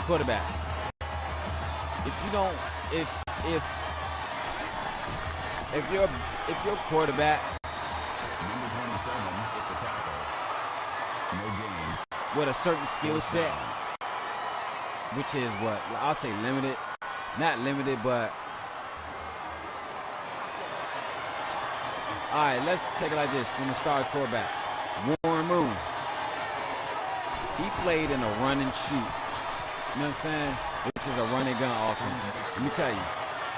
Gain of 6 yards. Great system. First down. You know what I'm saying? Great system to put him in. But he didn't have that defense around him to help him win those championships. Same thing with Dan Marino. Great system. Great, you know what I'm saying? Great system those years, especially that Super Bowl year. Just didn't have the defense behind it. You know what I'm saying? Like, that's what I'm saying. If you have a quarterback that's a high power quarterback that'll run a high power offense, this, like, Number 44 brings him down. you got to make sure that scheme fits him. You know what I'm saying? You got to make sure That'll make it 2nd and inches. that whatever y'all trying to play, or the offense that y'all play, or the system that y'all trying to play, you got to make sure that scheme fits him. Because if it don't, you know what I'm saying, he's gonna fare somewhere else. Like Pittsburgh, when they picked up Michael Vick, great, man. Let me tell you, great sign, but bad offense, bad system for Michael Vick. You know what I'm saying? Like the 41-yard line. Pittsburgh has never been a scrambling team. You know what I'm saying? Has never. This is what I'm saying. Pittsburgh has never been a scrambling team, right? So when they tried to find their identity through their captain, which was their quarterback, a scrambling quarterback with a good arm, they had to find the identity that was best for them. They had to find a scheme that was best for them, that was going to fit for them, but they couldn't because they didn't know how to use this quarterback. Same thing with Donovan McNabb when he was with the Eagles. Okay, cool. He did his thing in Philly, but when he got to Washington, Donovan, this is what I'm saying. When he got to Washington, Donovan McNabb had to do Donovan McNabb because the offensive system and the scheme play that the Washington Redskins was running wasn't Donovan McNabb. That's what I'm saying. Like, prime example. This is the prime example. 2007, Washington Redskins. Come on, dog. Jason Campbell. Jason Campbell sucked. And I ain't trying to hear, it's the Redskins, it's the Redskin curse. No, it's not. Not Donovan McNabb. Interception. Oh, well, good deflection. This is what I'm saying. Smith was the intended receiver on the play. Same thing with RG3. But more with Jason Campbell than RG3. Jason Campbell, I'm going to go to RG3 next. Jason Campbell, his skill set was limited with the Washington Redskins. Why? Because that type of scheme, the type of quarterback that he was, that wasn't their scheme. That wasn't their system. That wasn't their play style. Robert Griffin, the same. I don't know if you noticed that. First down. First year when the Washington Redskins got Robert Griffin, they started 1-2 or 1-3, something like that. I know they started off with a losing record, 1-2 or 1-3, something like that. Let me tell you, when they built their team around the strengths of Robert Griffin, when they changed their play style, because the last time matter of fact, Doug Williams wasn't even a scrambling quarterback, and when they had Jason Williams, they didn't let him scramble. So they learned from Jason Williams. When they put RG3 out there, they changed their scheme up, their system, and their play style, they play calling around to RG3. And look, they went 10-3. You know what I'm saying? And they went 10-3. Not 10-3. They went 10-6 and touchdown. And the pass falls. I think that was a touchdown. They went 10-6, won the division, and made the playoffs. That makes it 2nd and 10. Right? Boom. They did that. But I don't know if you noticed, after Robert Griffin messed his knee up again in that playoff game, the following year, you did not see Robert Griffin doing the same thing that they had Robert Griffin the year before. They used the excuse that, he's limited because of his knee, soreness, and all that. No. You got scared and didn't want that man to get hurt again, so you changed the whole play style up, your play calling, your team scheme, your style up and everything, you know what I'm saying? And your system up. You switched all that up, and then look, you went 7-9, didn't even make the playoffs. Or barely make the playoffs, one of them. And then after that, RG3 was no more. Oh, good one. Incomplete pass. Like Baker Mayfield. He's doing worse in Carolina than he is in Cleveland. 4th and 12. Don't know why. Like I said, it's the play style. You know what I'm saying? I don't believe that. I'm going to just say like this. I believe that people can be molded and conformed to the type of environment you're accustomed to or that you're used to. Meaning that if I meet this female, right, she hood as hell, right, ratchet as hell, but I bring her in with my family or whatever, and we ain't used to that shit. I mean, anymore, let's say anymore, right? I'm not used to that shit. I'm going to shut that shit down right then and there. Like, look, we ain't finna do that. You know what I'm saying? You can either be with it or you can't be with it. Because that's what these coaches are telling. Like, look, this is the style we're going to run. This is the scheme we're going to run. You either with it or you're not. And that caused problems in the relationship between the quarterback and the coach. And then it goes to the owner. And then now the whole locker room is in disarray or whatever. You know what I'm saying? So that's how these females think, like, oh, I ain't getting with it. I'm going to just do what I want to do. But look what doing what you want to do gets you. It gets you nothing. You know what I'm saying? It gets you nothing but some BS. You know what I'm saying? That's good for a gain of 14 yards. Because that's what they be on, doing what they want to do. That makes it 1st and goal. Then when you get cut from the team, you wonder why it didn't work out. You know why it didn't work out. You just didn't fit out. You know what I'm saying? Like, this is what I'm saying. Baker Mayfield was with the Cleveland Browns for what? 5-6 years? And you still looking like the same Baker Mayfield from 5-6 years ago, bro. Like, it's not working. Touchdown. I don't know if it's the franchise or if it's the player, but it wasn't working for him, so they had to send him off. Same with the running back. You know what I'm saying?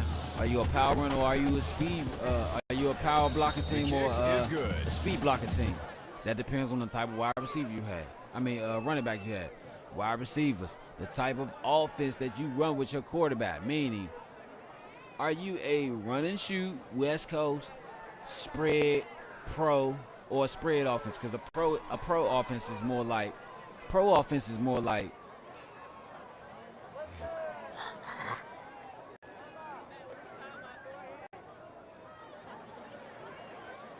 my bad. But a pro offense is more like this is what a pro offense is. A pro offense is a mixture of both. You know what I'm saying? Just like a West Coast offense is a mixture of both, but more passing than running. So what I mean is a pro style offense means you throw it and you run it. You know what I'm saying? So it's like if you're in a pro style offense, meaning what I'm saying, if you're gonna run a pro style offense, you got your offense has to be well rounded. You have to have the quarterback, receivers, tight end, an offensive line, and running backs, and maybe a fullback. Why? Because you don't just have to block pass, you have to block running too. You know what I'm saying? That's what I'm saying. Like wide receiver. Oh yeah, wide receivers like run and gun, run and shoot, West Coast. You know what I'm saying? Air it out. Those type of offense, you got to be solely great on the wide receivers and the tight ends. You know what I'm saying? But listen though, this is where a lot of people fail with the air it out and the long ball. Like Al, I was about to call him Al Roker, Al Davis, for the Number 82. for the Las Vegas Raiders. Raiders used to be the owner of the Raiders. This is where he messed up at. With the long ball, that's all he wanted to throw. Number 81 So with the if you return, got pick up receivers the that 20 can run yards. and catch the long ball, and you got a quarterback that can throw the long ball, why don't you switch it up? Meaning, don't just depend on the long ball. Rest in peace, Al Davis. Don't just depend on the long ball. Because if you want to air it out, then that means you got receivers that can beat the man off the break, beat the man off the line. You know what I'm saying? Beat the man with the speed and the agility, the quickness or whatever. So once you use some of that speed and the agility and quickness to call intermediate routes till it's time to throw that big play. But 75% of the passing plays from the Raiders back in the day when Al Davis was calling the plays and was owning before he passed, was long down the field. Gio Saria. Cunningham on the tackle. Call it a gain of 13 yards. First down. Like if you go back to the Madden years when he was coaching the Raiders, that's what they did most of the time. They aired it out. They used to stay airing it out.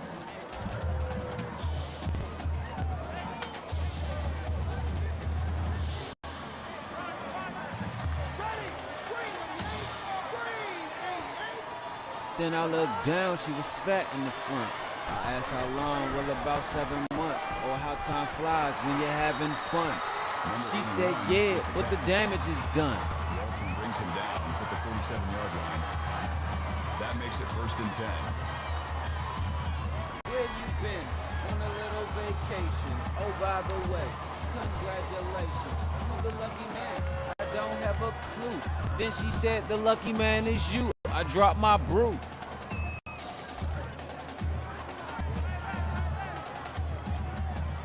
Well, we're heading into the 3-minute mark of the last quarter. And I'm gonna just say it like this: 3 minutes. Bennett makes the There's a lot of football left That's a gain of 6 for on a the play. 2-score game, but That brings up 2nd if and you 5. don't have the ball and you fail at executing the offense from, if you fail at executing stopping the ball, then it's over. I'm not gonna talk too soon because, I'm not gonna talk too soon because we can see anything Gain happen. of 3 yards. You know what I'm saying? Like 2 minutes and 38 seconds is a lot of football to play. You know what I'm saying?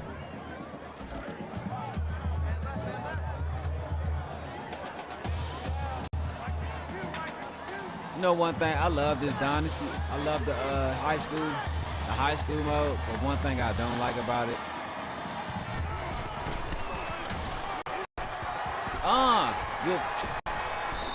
One thing I don't like about it is every time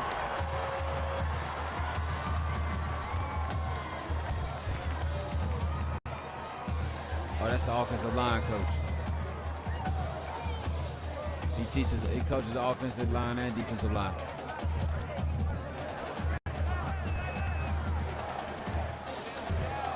But one thing I don't like about the high school mode on here, like everything else is gravy. One thing I don't like about the high school mode is that Timeout on the field. oh, they called another timeout. Every time you do high school, and that's their coach. Every time you do high school, every time you do high school, they give you the same players like every time. Never fails. Like, come on, dude.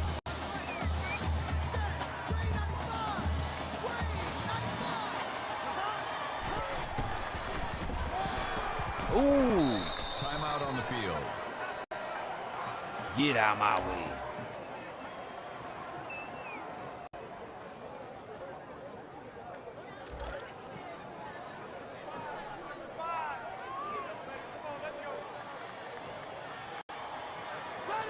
Red Robin. My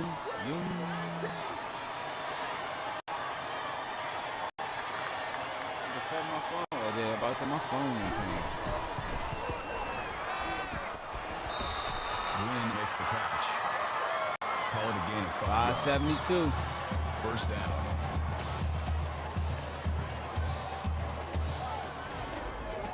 $34 for 46. That ain't bad, player. That ain't bad. That's NFL numbers. 572, 5 touchdowns, completed 7 straight passes.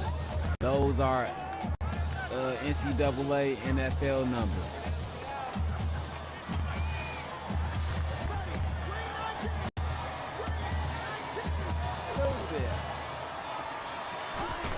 Alex Howard with a handoff. No, he got the first. So, game is over because I don't believe that they'll throw the ball. I believe that they'll run the ball and score the touchdown. They'll try to just punch it in from the 6 on the go. You know what I'm saying? First and goal on the 6. It's a minute and 45 left. You know that clock is going to keep ticking because the ball is still moving. I don't believe that they're going to run the ball. I mean, throw the ball. I believe that they're going to run the ball these last few downs. And if they don't get the touchdown, they're going to kick the field goal. Now, it's a 3-lead game. You know what I'm saying? It's a 3-touchdown game. And so what can you do in just about a minute or something with a 3-touchdown deficit?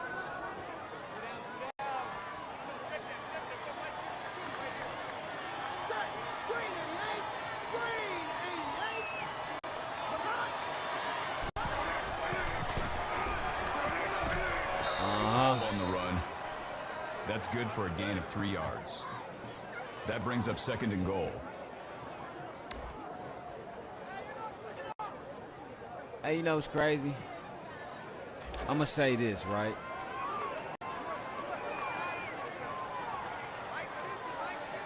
Oh, don't tell me they're going to throw it. I mean, hey, that's high school football for you.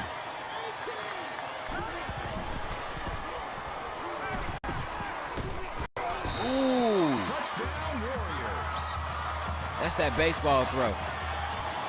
Like I say, he used to play baseball, Darnell Mason Jr. He used to play baseball. That's that baseball throw, look.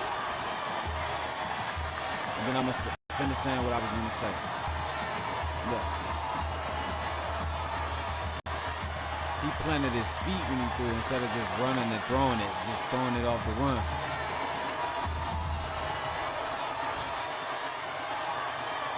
$11 plays, 70 yards, 2 minutes and 55 seconds. Like I said, game is over. You know what I'm saying? It's a 20-point game. There's nothing y'all can do. But like I was about to say, I just got a notification from YouTube on my phone. A lot of people say Oh, it's too much stuff going on out here. So much is happening nowadays. That's not true. All right, in a sense. All right, when I say in a sense, I mean like ultimately, yes. So much stuff is happening nowadays, but figuratively, it's never stopped. You know what I'm saying? It never stopped. It's just that back in the 60s, 70s, 80s, early 90s, and maybe early 2000s, we didn't have social media. We didn't have YouTube or all these other sites that'll give you news as soon as it happened. Because, like, what I'm saying is these news channels, they would take clips of their stories or whatever and post them online on YouTube, and you can't help but see it because they got over 1 million views or hundreds of thousands of views, so it's a popular video, so therefore it's going to show up. You know what I'm saying? Like I said, it's just that that'll bring up 3rd and 6. It's not that it's so much happening right now, but it's just so much pushed into our faces that we didn't see, like we didn't see back in the 90s, 2000s, 80s, 67. You know what I'm saying? Why? Because, like I said, technology or whatever wasn't. All right, this is what I'm saying. It has nothing to do with technology. Because why? These people could have got up on these TV shows and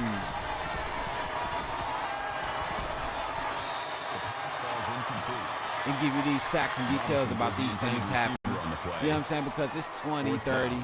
No, I'm going to say it like this. Because it's about 40, 50-year-old murders that we didn't know about back then until now. Like, even when social media first came out, you know what I'm saying? We still didn't know about it. But now we see them now, like, come on, man. Like, why did it take 50, 60 years for a murder to be brought up, you know what I'm saying, or to be thought about when social media been out for about, 15 years now?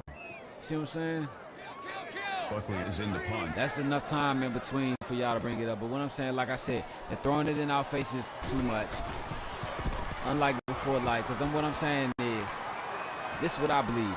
I believe that they didn't want to send the number 81. All right, let's say, prime example. The reason they didn't alert the Bay Area about the Zodiac killer is because they didn't want to send the city of San Francisco, Oakland, Sacramento, Vallejo, and all that into a frenzy or a panic. What do you think you're doing now? That's because the government wants. All right, the government has found a way to control society. And the biggest way to control someone is through fear.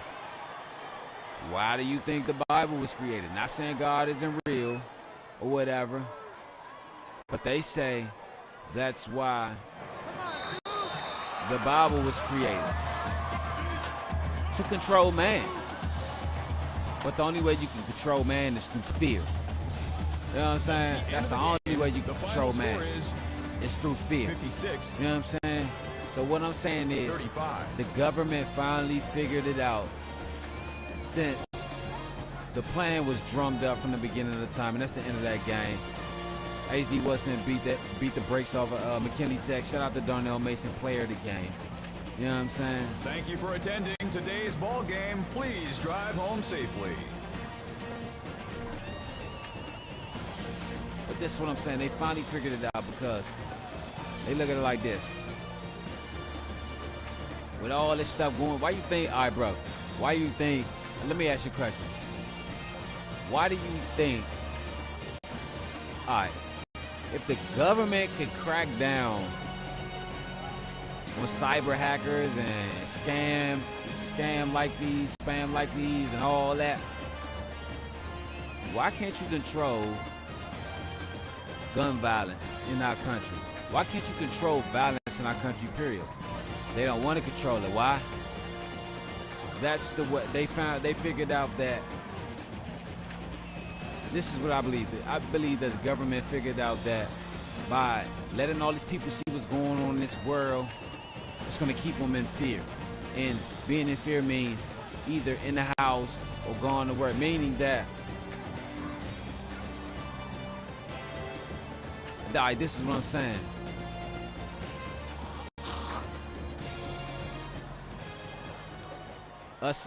You civilians, I ain't no civilians. You know what I'm saying? I'm a real street nigga. I don't even give a fuck if I ain't in the streets no more.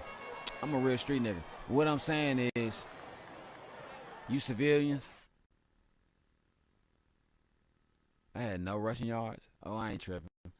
But this is what I'm saying. You civilians, y'all are you all are casualties of war. Meaning they're letting these random shootings, random shootouts and stuff happen, you know what I'm saying, in upscale residential neighborhoods or upscale shopping centers and malls and everything, you know what I'm saying? Like, come on, when do they really when did the government really let that get out of hand or let stuff go down like that? But what I'm saying is, they see that you civilians are scared. Okay, so boom, they got that on that part.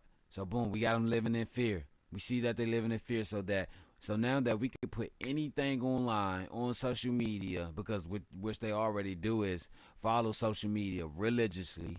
You know what I'm saying? I'm gonna use that word because, like, I see more people on social media every day than I see them in church or doing something good or whatever for somebody. You know what I'm saying?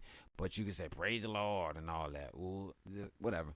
But they like the civilians, because it's two sides to the streets. You know what I'm saying? You got the civilians and you got the street dudes. You know what I'm saying? Street niggas and shit, right? So they see that they got these civilians over here in fear. You know what I'm saying? They won't come out their houses freely, you know what I'm saying, anymore. You know what I'm saying? The only time they really go anywhere is if they catch a lift or someone take them. No one, like, people really stop taking public transportation and all that. Why? Because all this stuff is happening out here. It's not because public transportation is too high or they're on some bull. It's because all this stuff is out here happening. People are scared. So boom, they got that part down. They scared. They living in fear. Good. So that means anything that we put on social media or on the news or in their face, they'll believe it without searching. Because why? 95% of the world, 95% of Americans or people living in America do not read. 95% of people living in America, that's correct. 95% of people living in America do not read anything. So meaning is, I could tell you, oh, what the weather gonna be like tomorrow? It's supposed to rain and thunderstorm like hell. You walk out here with your umbrella, right? You come back, I thought it was gonna rain, this and that. But whole time, I'm just telling you because I'm thinking, I'm just predicting. You know what I'm saying? Because I see what the sky look like or whatever. You know what I'm saying? Like, you listen to me, and I didn't get my information from no type of source or whatever. You know what I'm saying? No valid source. No, you know what I'm saying? No strong, no, you know what I'm saying? There's nothing to confirm it. That's what I'm saying. That's what, you know what I'm saying? There was nothing to confirm it. So you listen to me and look stupid carrying around an umbrella when it was sunny out all day. You feel me? Well, that's just like me telling you, oh, I feel good outside, and you go to work and it's cold outside. Now you at work with a spring jacket on when it's really fall outside. You feel me? You know what I'm saying? Oh yeah, we didn't score until the second quarter. But that's what I'm saying. So on the other half, you know what I'm saying? On the other side, you got the street dudes. You know what I'm saying? The street niggas. Let me tell you. The reason the government can crack down on cyber hackers and spam likely and credit card fraud and all that stuff. The reason they're cracking down on that more than anything else, because why? They know that all this violence and killing, it's going to lower the population of the world. Whether it's black, white, Asian, Mexican, Hispanic, Irish, German, no matter what, they know that it's going to lower the population of the world. And especially in the black community, it's gonna lower the population in the black community. So when these black people, when these young black dudes finish killing themselves off, boom, that's where we step in and raid and take control. You know what I'm saying? And now we got so many gun laws or whatever. Now they control your thoughts, your feelings, your rite of passages and all that. You know what I'm saying? Your amendments and everything. It's like if we don't get it together, it's gonna come to that point where we're not gonna have a mind of our own. We're not gonna be able to think for ourselves. We're not gonna be able to do nothing. Why? Because the government finally got a hold and a control of the streets and the people that are not in the streets. It's like, because this is what I'm saying.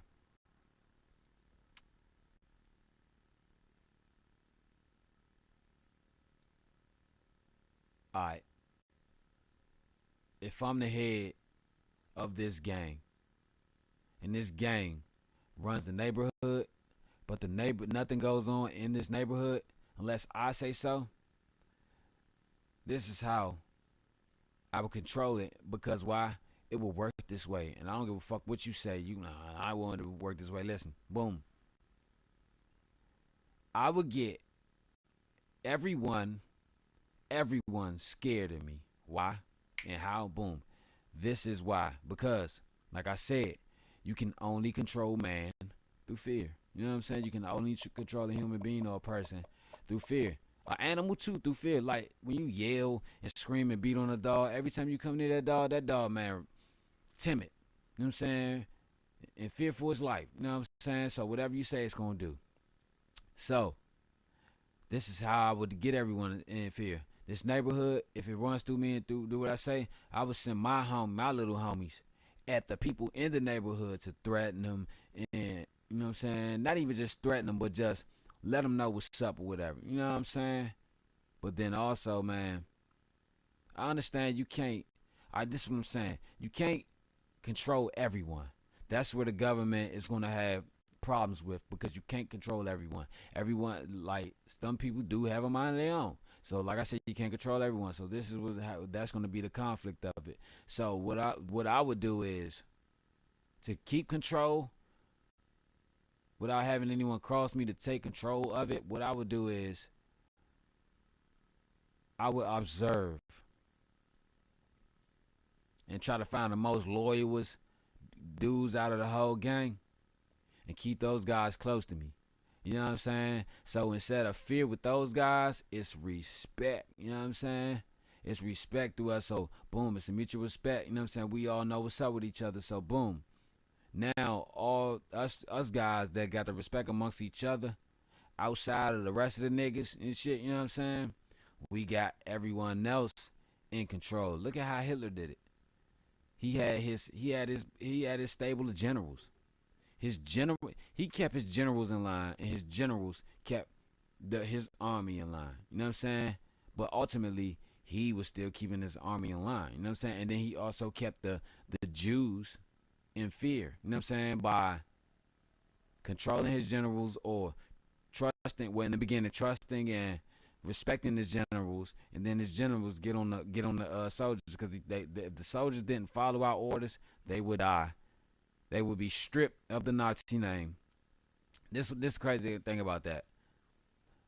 And you can look this up, and I'm telling the truth. When his soldiers didn't make, you know what I'm saying? When his soldiers didn't carry out orders and they were scared, not scared, but when they didn't carry out orders and they disobeyed, they were stripped of the Nazi uniform, Nazi patch. They were stripped of the Nazi nationality, and they were converted to Jews by a Nazi. Meaning is, you come to my country, right? Boom. Or you living in my country, or let's say you're living in my country. Let me put it like this. Let's just say like this. Say like,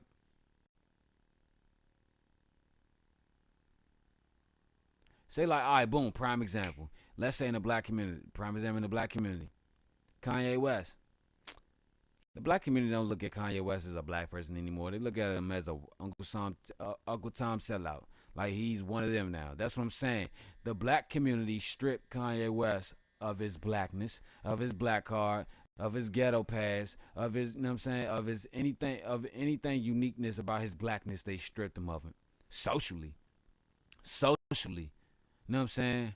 Not literally or figuratively, but socially. You know what I'm saying? So back in the day,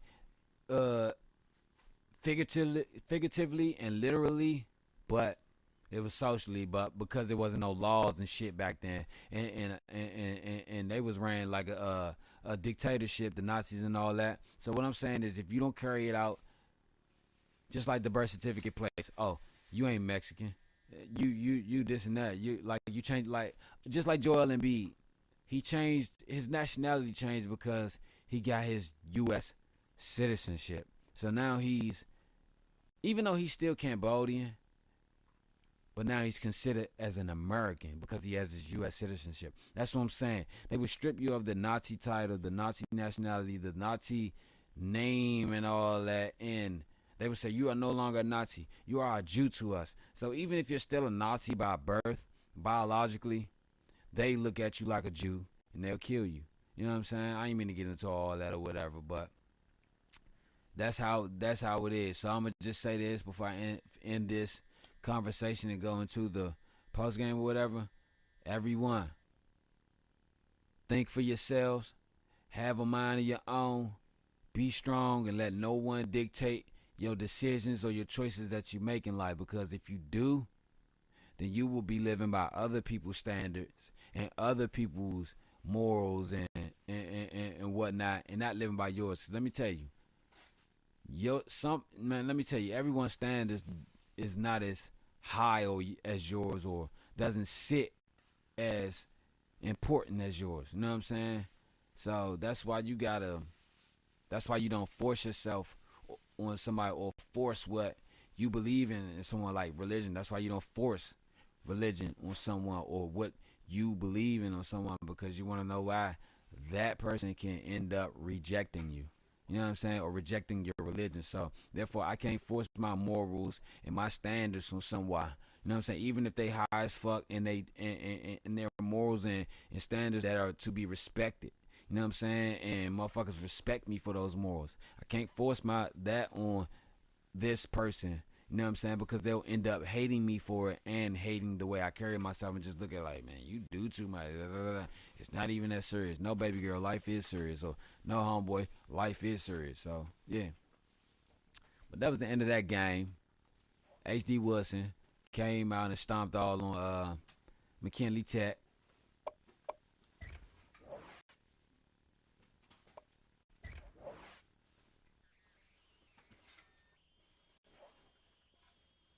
Darnell Mason came out there, threw a hell of a game, almost 600 yards, 5 touchdowns, no interceptions, no picks. Congratulations, bro. I'm saying, you doing it.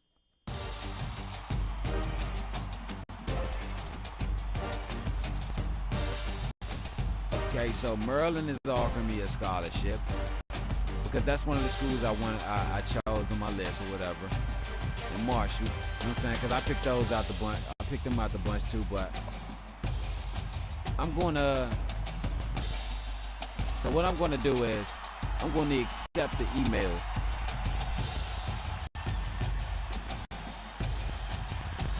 to go on that campus or whatever. You know what I'm saying? You know, your little campus trip or whatever. You know what I'm saying? So I'm going to accept Maryland. So Virginia Tech, Virginia, and Pittsburgh.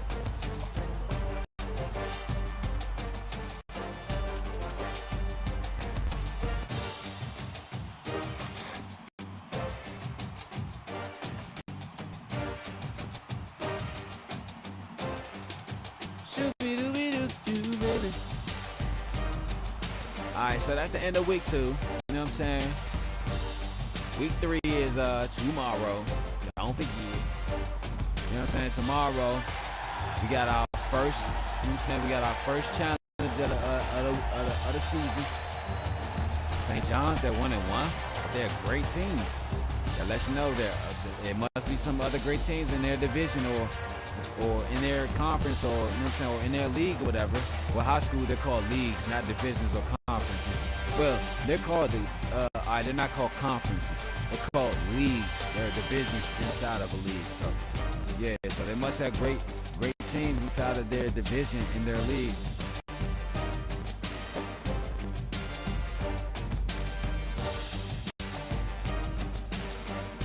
My bad. These guys are 1-1. You know what I'm saying?